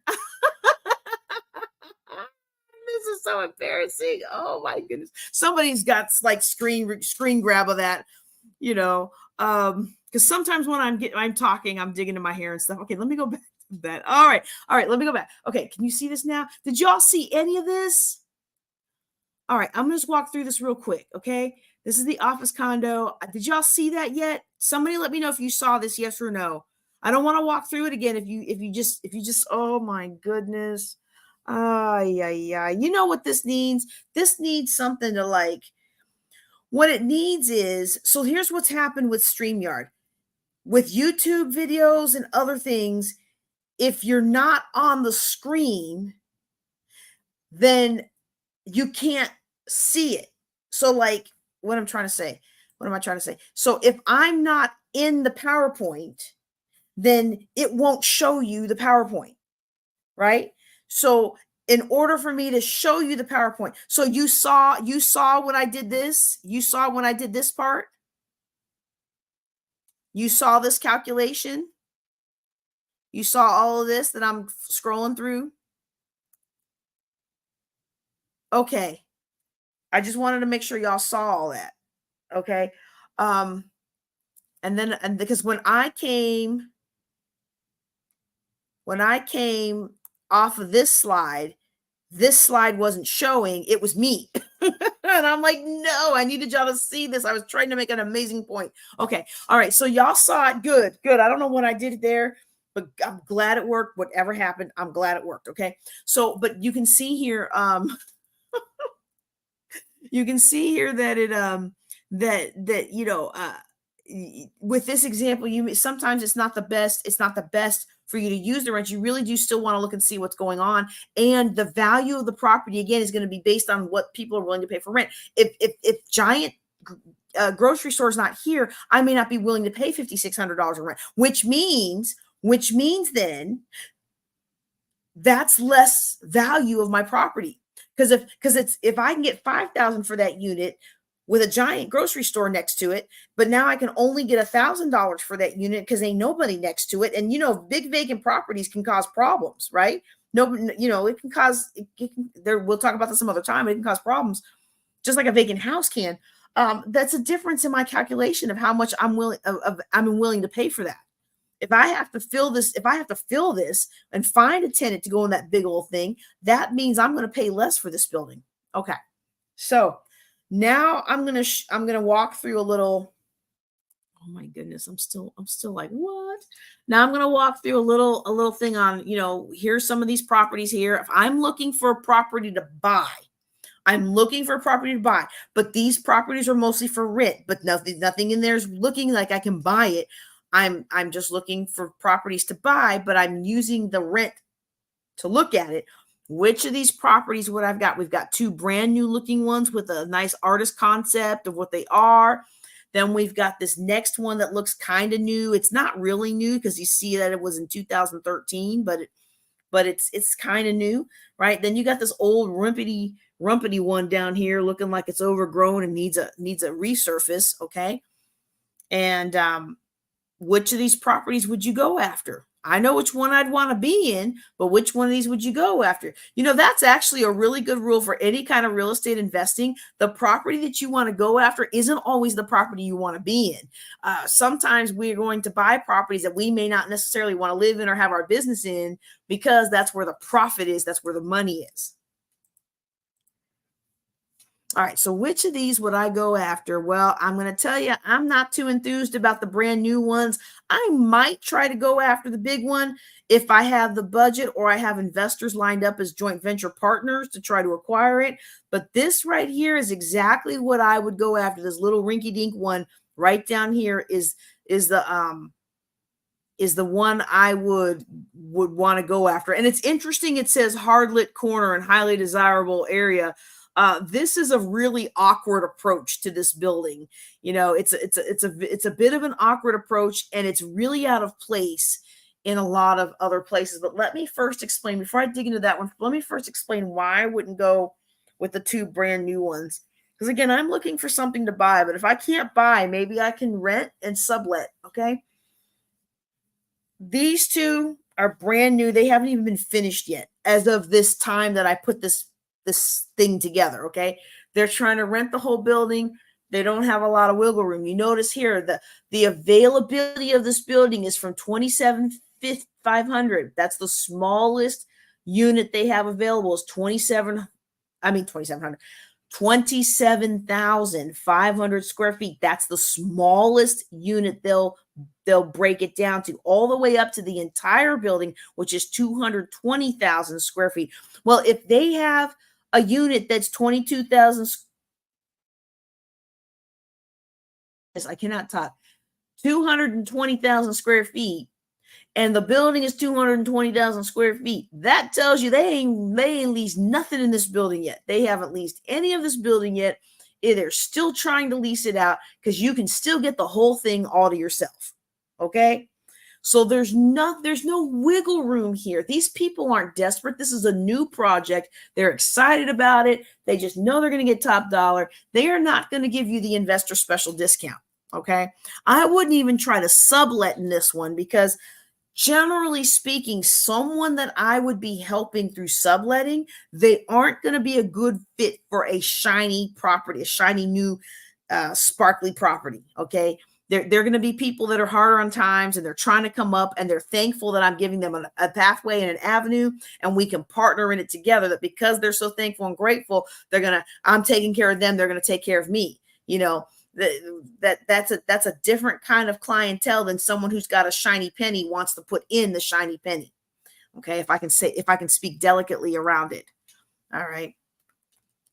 So the other Kingstown building, maybe, they've got some smaller units that I might be able to rent to a young entrepreneur getting started, or a mom whose kids have gone to school and she's trying to start her own business. 3,500 feet is actually still a pretty big unit. Okay, that's still a pretty big unit, so it's not likely that I would go after this one. But if I couldn't find any other real estate deals, then I would, okay? But the reason I would go after this one that's all rinky-dink is because I already see what you could do here. Okay, I already see what you could do here to make this property more attractive from the road. I already see what you could do to make each of the units more attractive for the tenants. Now, what you can't, it's really kind of hard to see, but there's these arrows here. That's the middle. That's part of the access road. So you've got an access road, and then you've got I think that's a bike lane. I can't remember. You see the yellow lines there, and then the other side of it. This is a really weird building to get in and out of, and it's like out of place, surrounded by a bunch of newer buildings like this one above it. Okay. But if you can make the approach and make the parking lot a little easier, I would angle the parking lot. I would put in lighting. I would give the front surface, and immediately you could charge more rents. This price in that area off of Highway 1 in Alexandria, it's not quite Old Town. That's not quite Old Town, but it's not far from Old Town, right? That area, I mean, this is a really good rent there. Well, why is it a really good rent there? Because look at the building, okay? But it's also your own building, so that's actually kind of cool. All right. So now that's how I look for properties. I would go inquiring about this space, and I would leverage that inquiry into a discussion of buying the building. Now, in a building like this, I would leverage it into a discussion about buying the building. And then with that discussion about buying the building, depending on the terms that the owner wanted, I would then go and try to get them to mentor me or walk alongside with me in a split where I'm managing the property, they're getting the profit, and that pays off my purchase. You see how we're doing that there? So now instead of me having to bring, let's go back to it. Okay. If this is a 9,000 square foot building, let me just do some quick calculations. Okay. This is a 9,221 square foot building. All right. And you can see they're just listing the whole building. So there's tenants in there at the time that picture was taken. And there were tenants in there at the time that I was looking at. So whoever even put this listing in didn't put it in very well, right? But let's do 9221 times 19.52 Okay, that's $179,000, 993. So 179, 993,000. Let's just round that up to 180. Okay, that's 180. So if you were going on a 10 cap, an appropriate price for that might be 1.8. Maybe if you were going on a what did I do with that? Okay. Are you guys still there? Maybe if you were going for like a 7 cap or something, you might go to maybe 2 million on that. But those would be very reasonable prices for the one those would be very reasonable prices.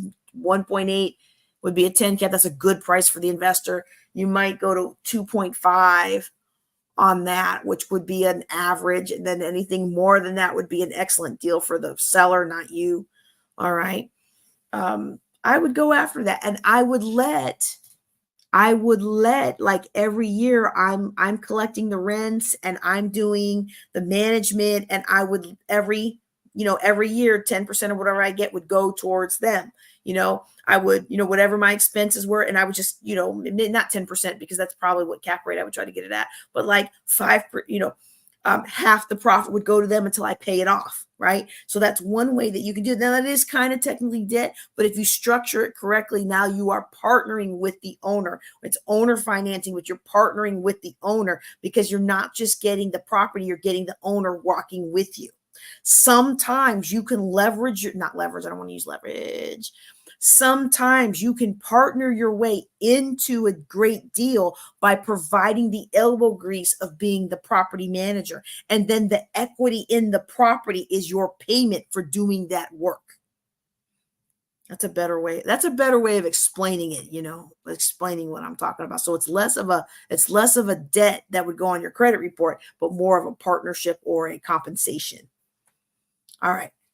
I mentioned cap rate, and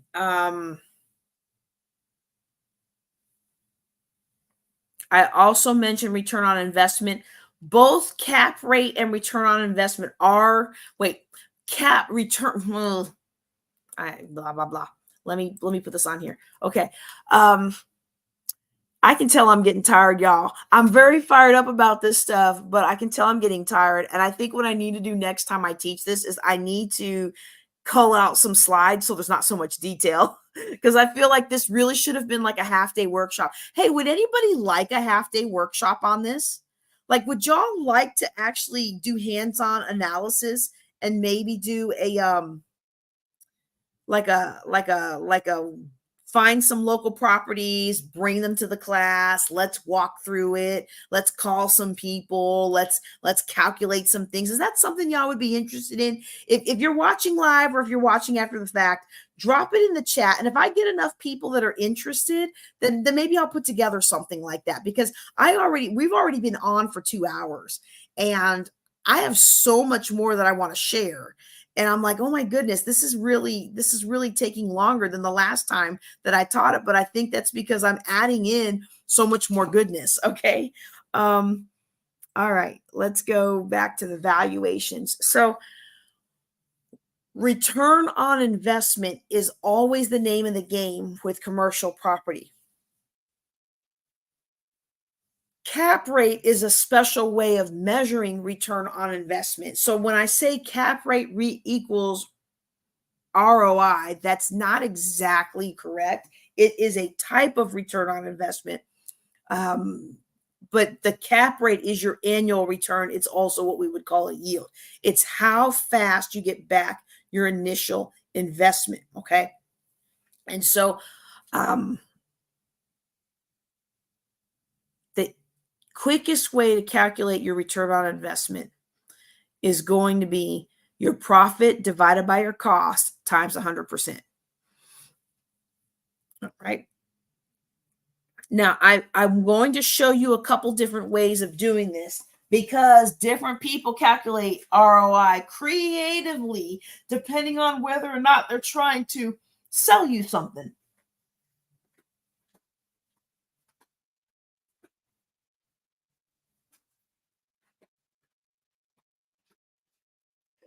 Oh my goodness, this is hilarious. This is hilarious. Okay. I'm sorry, y'all. I think part of my problem is I'm too cold out here. So my office is very nice and snugly warm. It is freezing out here. Like I'm one of those people that in summer I'm wearing hoodies in the house, and the rest of my family is wearing shorts and t-shirts, and they're like hot and they've got the fans on and everything. And I'm like 3 hoodies and a blanket on. It's cold in here. So let me go. I want to warn you about some of these ROI, but you want to understand ROI because, again, I'm not just doing this. I'm not just doing this because I want to just waste my time. And I'm not just doing this to break even. If I was just in real estate to break even, I wouldn't need to be in real estate. I could go get a job at Dairy Queen and break even. Okay. I'm in real estate to create massive profit. I'm in real estate to create massive passive profit. I'm in real estate to create profit that will translate to future generations. I'm not in real estate to just break even. There are other things I could do. I could put my money in the stock market. I could do a lot of other things. Okay. So I want you to see this, because what people do is they get really creative about how they're calculating the return on investment. And then they make you feel like you're getting a better deal than you are when you invest in their deal. Okay. So a lot of times the creative ways that people calculate it is, well, the deal itself cost $100,000, but I leveraged 90,000 of other people's money and only put in my 10%. My 10,000 is 10%. So when I made 20,000, I actually had a huge 200% return on my investment. Well, you had a 200% return on your investment, but maybe not on the whole thing. Some people look at equity as a return on investment. So how much equity you have. Equity is how much the property is worth, less how much is owed on the property. Okay. Which is great. You want equity. Okay. You hold on to property long enough, you pay it down, like if you buy a property without debt, it may not be your debt. So somebody else's debt might be on it. And you still need it. You still don't have instant equity, but if you buy a property free and clear, you have 100% equity. Okay. But equity is not cash. And we have to remember that equity is not cash. Okay. Then there's, so you do care about equity, but somebody's like, oh yeah, you're going to have all this equity. Well, if I can't access that quickly, then it doesn't matter. This is the most creative one I've seen. No, it's not. This is actually not too bad. Like, this is what we call extended return on investment. So like, if I'm going to flip a house and the flip took me 3 months, rather than calculating my return on investment based on that 3 months of a flip, I extrapolate it out as if I had a flip every 3 months. So, for example, if I told you we're going to flip this house and we're going to split in the cost, and then we're going to sell it and we're going to share in the profit, and you made $5,000. Well, extending that out would be like, well, if we did this 4 times a year, since this one took 3 months, really your profit rate is $20,000 a year. Your profit rate isn't $20,000 a year because I haven't done those other deals yet. And there's no guarantee that I'm going to find those deals, but it sounds really good on paper. And it makes you think like you really want to be a part of that. Like, oh yeah, I want to make $20,000 a year, but that's not a real rate, because you're not doing a house every 3 months. You did one in 3 months, and then it took you another 5 months to find another good deal. So maybe you did 2 in a year. You understand what I'm saying? You want to be very careful about how people calculate ROI and how you calculate it when you're communicating to people. So let's go on to the example of an apartments, okay, that we worked on. $450,000 to buy it, $50,000 to fix it.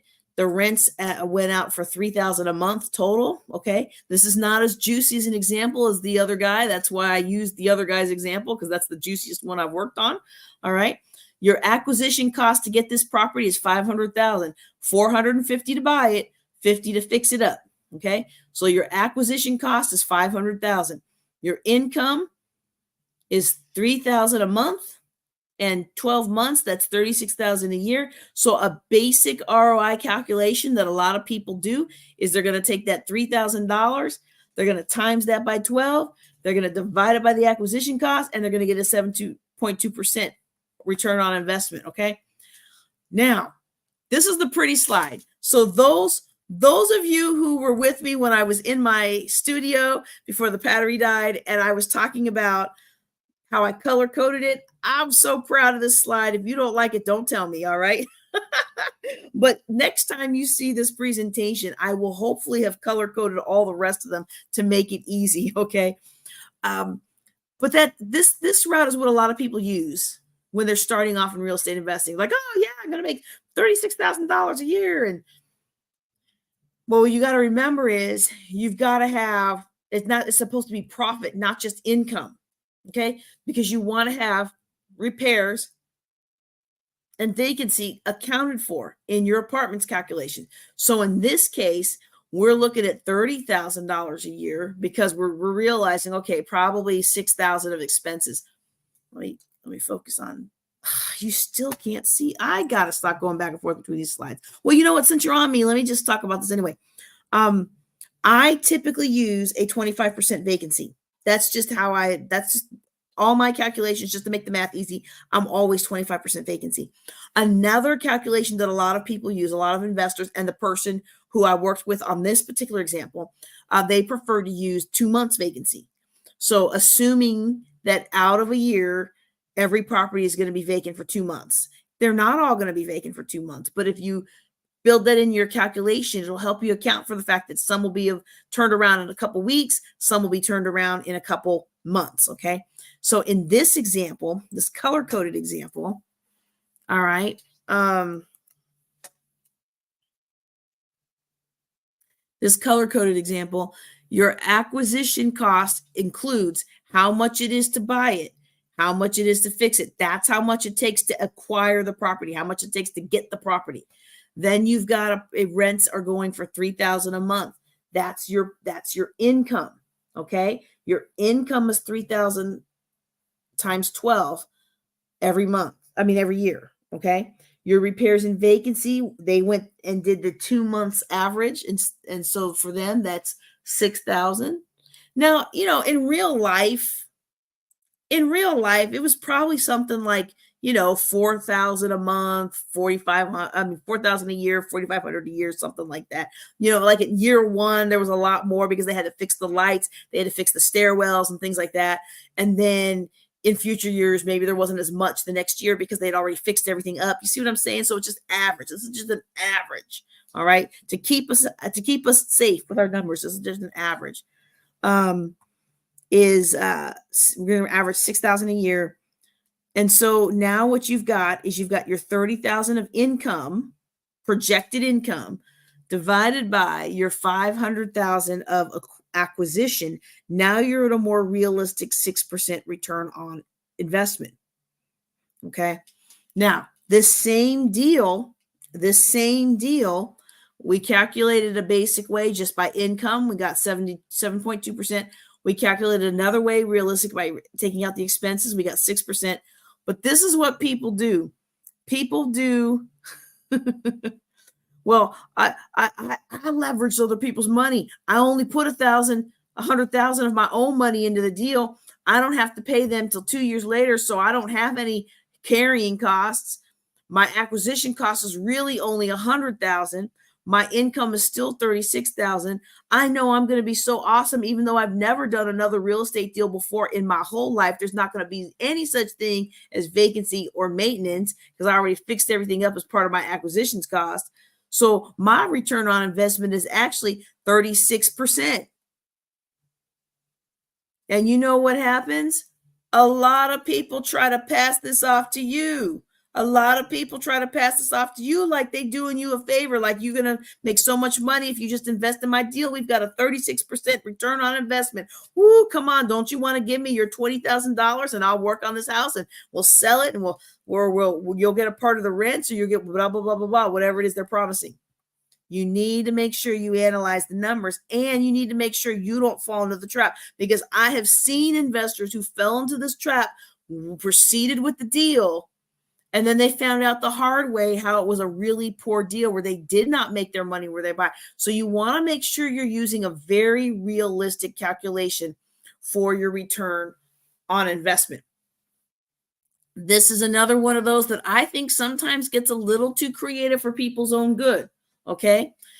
And again, this is another one of those where next time you see it, I'm going to have color coded the amounts to make it easier to understand what's going on. Okay. In this example, someone did a property where it cost them $70,000 to buy it, another $50,000 to fix it up, and then they sold it for $200,000. Some of you who have been with me a long time, you're laughing because you know what property this is. Okay. The profit on this property is $80,000. Okay. This is the property that was flipped. So they're not worried about vacancy. They're not worried about any of that stuff. Okay. They're just looking at the profit. You put in 120K. You got out 80K. The profit on that is 67%. The profit of the return on investment is 67%. That doesn't seem too bad. That actually seems kind of good. It actually seems to make sense. It looks like it probably is. It probably is accurate, right? But here's what a lot of people do. They're like, well, that deal took 6 months. And so really, if you just kept your money with me, I'll turn around and reinvest it. And that way you can do this twice a year and your profit's going to actually be 160,000 and we're only putting in 120,000. And so that's actually 133%. And they wow you with this thought that you're going to make 133% every year on your money. But you're not. All right. So you want to make sure when you're involved in some of these when you're involved in some of these investors or you're bringing people in that A, you're not getting taken advantage of through some of these shenanigans. And B, you understand exactly what it is you're promising people. And if you went through a real estate training, which taught all of this, okay, that taught all of this and made you think it was all this greatness, and you try to pull that over on somebody else, you are going to find out that experienced investors with money are not going to buy into your deal. And you're going to find yourself in a world of hurt when you think you're going to make all this money and you're actually not. That's why I'm really big on make your money when you buy, okay? My number 3 rule of real estate investing, it's not about the property, it's about the numbers, okay? My number 1 rule, wait, let me go back. My number 1 rule, for those of you who might remember at the beginning, you make your money when you buy. My number 2 rule is that real estate investors are your secret weapon. And my number 3 rule is that it's about the numbers. It's not about the property, it's about the numbers. If the numbers work, then it's a deal. If the numbers don't work, it's not a deal. All right, here's another example. What we're looking at, this was an office condo, okay? So each of these units is owned, not rented, but owned by the person who is in it, okay? And so in this case, they had an upstairs unit for $10,000 that could be divided down to 2,000 square foot if you wanted. They were selling that upstairs unit for 160 per square foot. That translates to $1.6 million. Okay. 160 per square foot times $10,000. I mean, times 10,000 square feet is $1.6 million. Okay. I had already seen, because I had been researching this back when they were trying to rent it out, the rent was $28 per square foot, which was still market rent. Okay. So that market rent would be, if you did the whole unit, $23,000 a month on a 10,000 square foot unit. Or however you subdivide it down, you divide it into the units, but it still all adds up to the prices of the whole, which is $23,000 per month. Okay, $280 a year. Okay, So my projected ROI on this. Now this is how much would come in if I rented it for what they tried to rent it for every year. Okay, that's $280,000 per year. I told y'all I like to use, this was my deal that I was doing. I like to use 25% for oh my goodness. I messed that up. That should be 0.75%.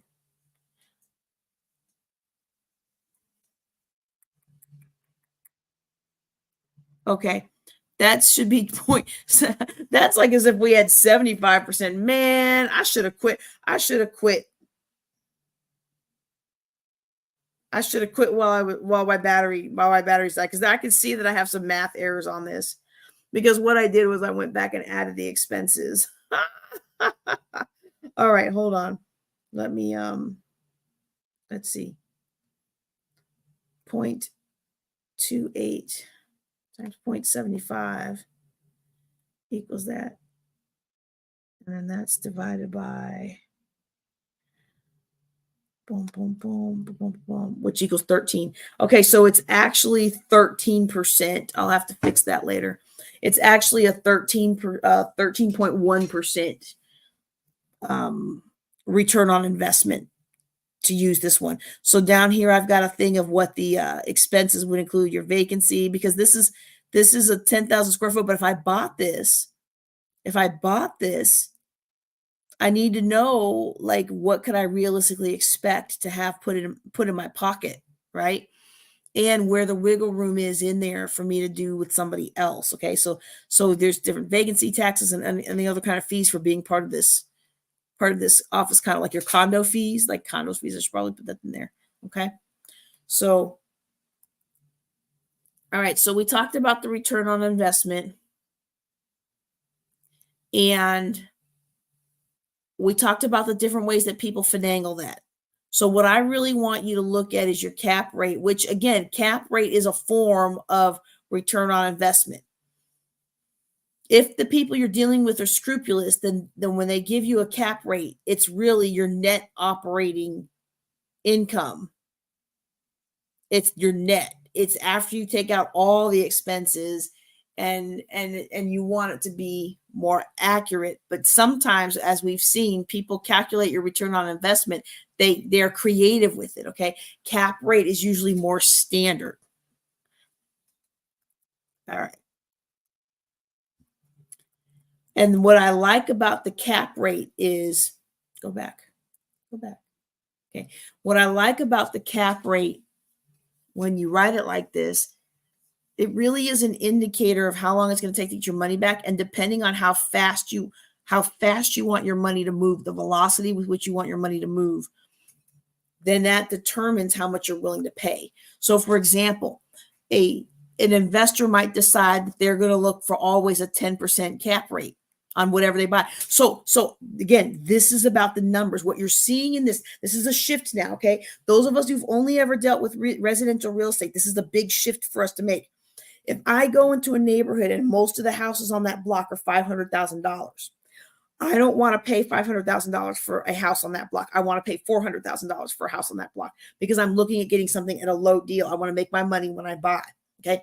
With a commercial property, it doesn't matter what the value of everything else around it is. What it matters is how much money can I make for that property.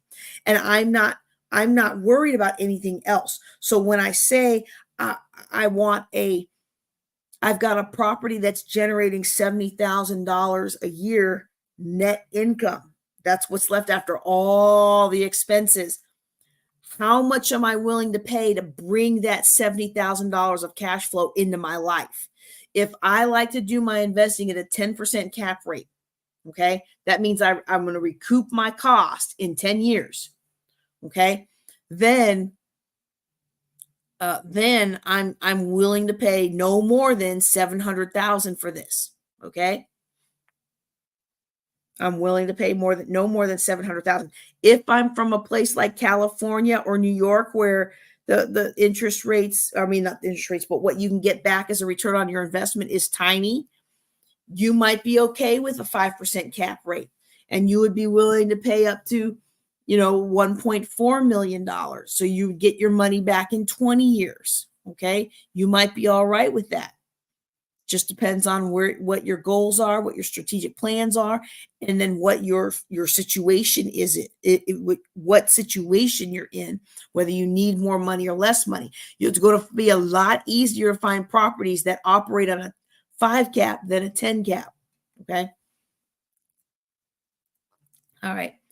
Oh, there's a slide that basically says that it depends on your circumstances. Well, I guess I can go ahead and go back past that. Let's see. Already said that.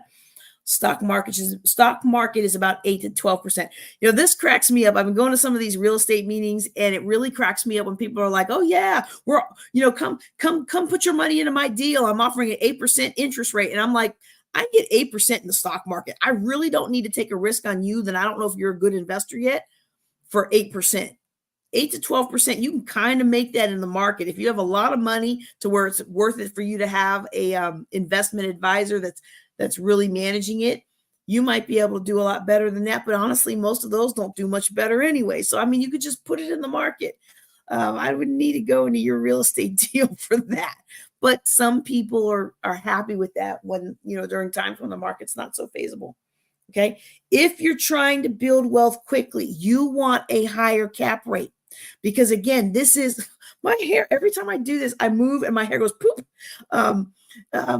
When I move to click the slides, you want your money to move faster and faster and faster. So something may be a great deal. It may be a great property, but if it doesn't make you the profit you need faster, you may want to move away from that and find something else that's going to make that property faster. Conversely, there may be a property that's ugly and you don't like it, but those numbers are amazing. You're looking at like a 15 cap or 10 cap, and you just go with it because you're going to make your money back faster. Sometimes we do that. But again, with this, we're not looking at location. We're not looking at how pretty the house is. The property is. We do care about how much it takes to fix it up, but this is straight. How much profit can I pull out of that? And how much am I willing to pay? Because I want a certain return on my investment, or I'm not investing. Excuse me.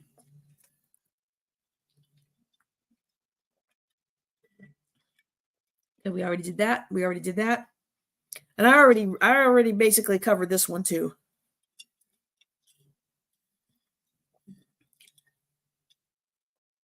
All right. I covered the church example earlier. I talked about how nonprofit and low profit organizations don't represent good ROI. Great. So we're almost done. This is it. Our last couple of slides. I am not the expert in commercial real estate. Okay. I'm just not. It's something I have been working with commercial real estate since 1995. No, not 1999, 2000. Whenever I first helped the first time I helped the church get into their storefront. I've been working with commercial real estate. And I know I left that assignment in 2000. So it had to have been 2001. I left that assignment. So it had to be there. I left right after 9/11. I was maybe about 6 or so months after 9/11. But in any event, there's a, I'm sorry, let me make sure. Yeah. In any event, I'm not the expert on it. I've been doing it, but I'm not the expert on it. So I want to give you some resources where if you really want to dig deeper, you can. I'm also going to make an opportunity at the end. I'm not going to sell anything tonight. We're not selling anything tonight. But if you want to learn more about it, or if you want someone to help analyze your deals, I'm going to connect you with the person that taught me how to do commercial real estate. One of them, I should put Sherman on there too. I think I mentioned him, but he also taught me about it, but he taught it at a high level. And he actually is the one that brought in Scott Shield, and that's who I took his class to learn about it. But I also have an opportunity for you to come and work with me in my group where, we'll do analysis and things like that for you. So that's something that we can do as well. But these are some places that you can find information on commercial properties. And then I want to tell you, if you're driving around and you can't figure out a property, if you use your Google to try to kind of get a sense of where it's at on the map, you can go into whatever your land records are, your GIS, your graphic interface system. There's different ways they call it, but it's basically the map that shows you the plats of the land.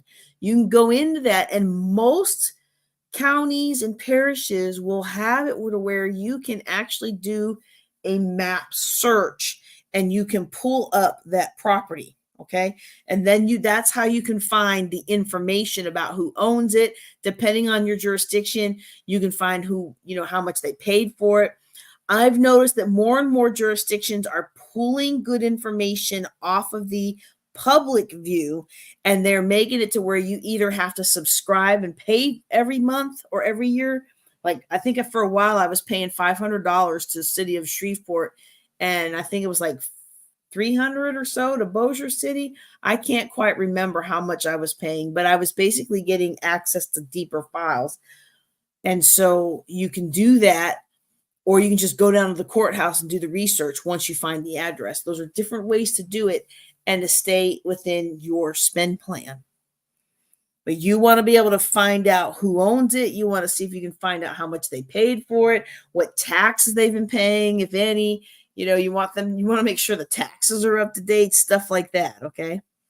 All right, so I gave you this list here of places you can go to find a CCIM. That's your commercial broker, basically. It's like a realtor for commercial property.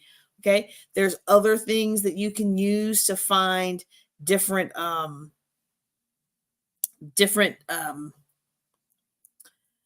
you can find different things that you can do some research on the property. It's like a database where you can get all kinds of information about all kinds of different things. And you can find out like who's the owners of this and that and the other. You can do that out there. If you're looking for what the zip codes are, and this Best Places is a little scary because it gives you a lot of stats and it can make you feel like, oh no, what's going on in my neighborhood? But you want to research all those kinds of things before you make an offer, or unless you already just know you've been trying to buy something for a while, and when this great deal comes along, you already know it's a great deal. You don't even need to go, do this and that and the other. I still prefer that you see it, but you want to do your research. You want to make sure you know what you're getting into. Okay. And then this is Scott Shield, J. Scott Shield. Okay. And he's the one that taught me, and his website is commercialacademy.com, commercialacademy.com. And then here is an old post I did the last time I went back to get a refresher on it. And I actually tagged him, J. Scott Shield's Commercial Academy, as well as Sherman Ragland, who's the very first person that taught me about commercial real estate. And what he did was he brought J. Scott Shield into a conference with a bunch of other commercial real estate people. So he had a mobile home park guy, he had an apartments guy, he had Scott Shield with the commercial overarching thing, land, apartments, all the things. He had land guys, he had note buyers, he had all kinds of stuff. And we connected, me and Philip's father connected the most with Scott Shield. And so we went out and took his boot camp, and that taught us all the things that we learned that you don't learn through experience. A lot of what I'm teaching you tonight was learned through experience. Okay. But that's who I would reach out to if you're interested in learning more about commercial and you want somebody to look over your shoulder. If you're local to me, I'm great. If you're not local, his group is so large that they have chapters almost everywhere, and you should be able to find somebody that you can connect with to learn more. I don't get a cut of it, but it'd be neat if you let them know that JJ sent you, because I don't even know if he remembers who I am, but I don't even know if he remembers who I am, but if enough people tell him that JJ sent them, then he'll remember me the next time I come back. Let's say it like that. Okay. All right. I'm getting tired. I appreciate y'all being on with me again. This is our Global Youth Initiative fundraiser. Please PayPal me, or you can also use Venmo. Let me put that in the chat. You can PayPal, Venmo, Cash App, and all of those are going to be Queen of Cash Flow. Your donations for global youth. I can't even see what I'm typing because the box is so low.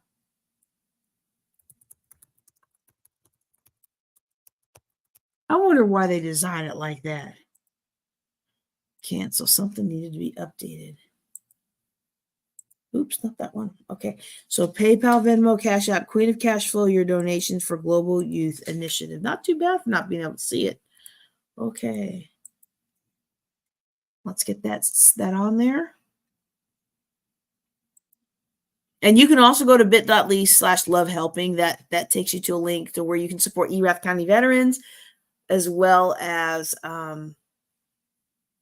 military single moms and the real estate and the financial planning that I do. You can sponsor somebody else there, but I'm really looking for you to give me some some donations for our Global Youth Initiative fundraiser. Alrighty, I think that's it. Yep. That's it. Okay, so if you want to dig deeper, you can go look up Scott Shield. Like I mentioned, again, I don't get any affiliate code. Most of my links are affiliates, but I don't get any affiliate code for him. But if you're interested, go ahead and let him know that you heard about him through me. Okay. You can also, if you have deals that you want and you want me to work with you one-on-one, we do an application for that, which is calendly.com/JJ Conway/REI101. And then if you know that you are accredited or if we're friends and family and you want to part with me on my next deal, which I'm not soliciting for at this time because I don't have an investment ready to solicit you for. And even when I do, I will not be soliciting you for it. It'll be something like, let's have a chat about real estate. And then we'll see where the conversation goes from there. Okay. But if that's something that you're interested in, keep your ears and eyes open for when I am offering an opportunity. But if you know that that's what you want to do, you might want to position yourself first as an accredited investor. So reach out to me privately and we will get you all. I was about to say blessed and verified, but we want to get you all verified that you can participate so that when something comes along to participate in, you are ready to go. Okay. With the JJ Conway /REI101, that is an interview to see if you qualify for my one-on-one real estate coaching. I'm only taking 2 clients, which I realize that I'm sitting over here very tired, wrapped in a blanket in my kitchen instead of in my studio. I am probably the wrong person to be asking you to participate. I'm probably in the wrong setup with my wild hair to be asking you to participate in my real estate one-on-one coaching, because there is an investment with that. This class is free. I'll always make it an opportunity. I will always make an opportunity for people to learn for free, because I remember what it was like to be $845,000 in debt. However, the one-on-one coaching is not free, and the group coaching is not free. The prices of the group coaching are very reasonable. It's only $49 a month, but the one-on-one has a significant cost because I put significant amount of work into analyzing your deals and into looking at your situation more than I would in a group environment. Okay. So if you were interested in that, I'm only taking 2 clients for the fall. I'm adding 2 more to the list of the clients that I already have. And that's about as much as I feel like I can serve with excellence during this season of my life. Okay. Last year it was 0. I didn't take any new one-on-one clients for real estate last year because of my son's senior year. So we're making a little progress, but I'm still going through my doctorate. So that's the other thing. When I get done with the doctorate, I'll be able to take on a full client load again. But if you know that's something that you want to do, don't delay, because I'm only taking 2 students for fall for the one-on-one. And that is what we'll talk about when you book an appointment to interview with me at calendly.com/JJ Conway/REI101. Woo, y'all, this has been fun. We have been on the line for 2 hours and 42 minutes. I hope you have enjoyed yourself. I'm sure some of you got a chuckle at me having to move from my nice office to this freezing room, but I hope you've enjoyed yourself. I'm going to give you a few minutes to write a question or 2. If you've got a question you didn't already ask, or if the chat was going so fast, because on some of the platforms, there were a lot of chats and I couldn't see it. And then when it was off the page, go ahead and put that in there now. I'm going to give you about 30 seconds. And then after that, we'll go ahead and call it a day. In that 30 seconds where you are writing your questions, I do want to remind you to PayPal, Venmo, Cash App. Let's pop that up there.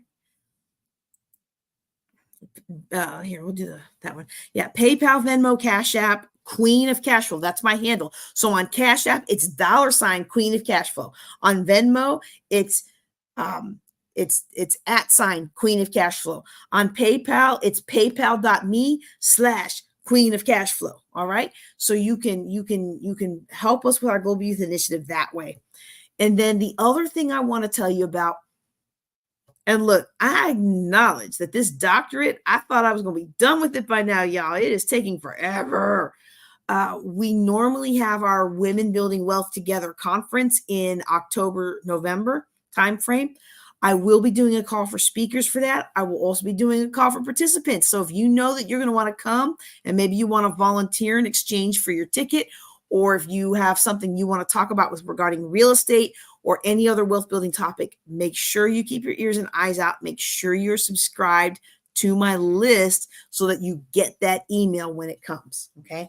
You'll know you're subscribed to my list because you would have received an email about this class right before I started teaching it. All right. Okay. Well, no questions in. I'm going to go ahead and cut it off now. Go get me some dinner and get to bed.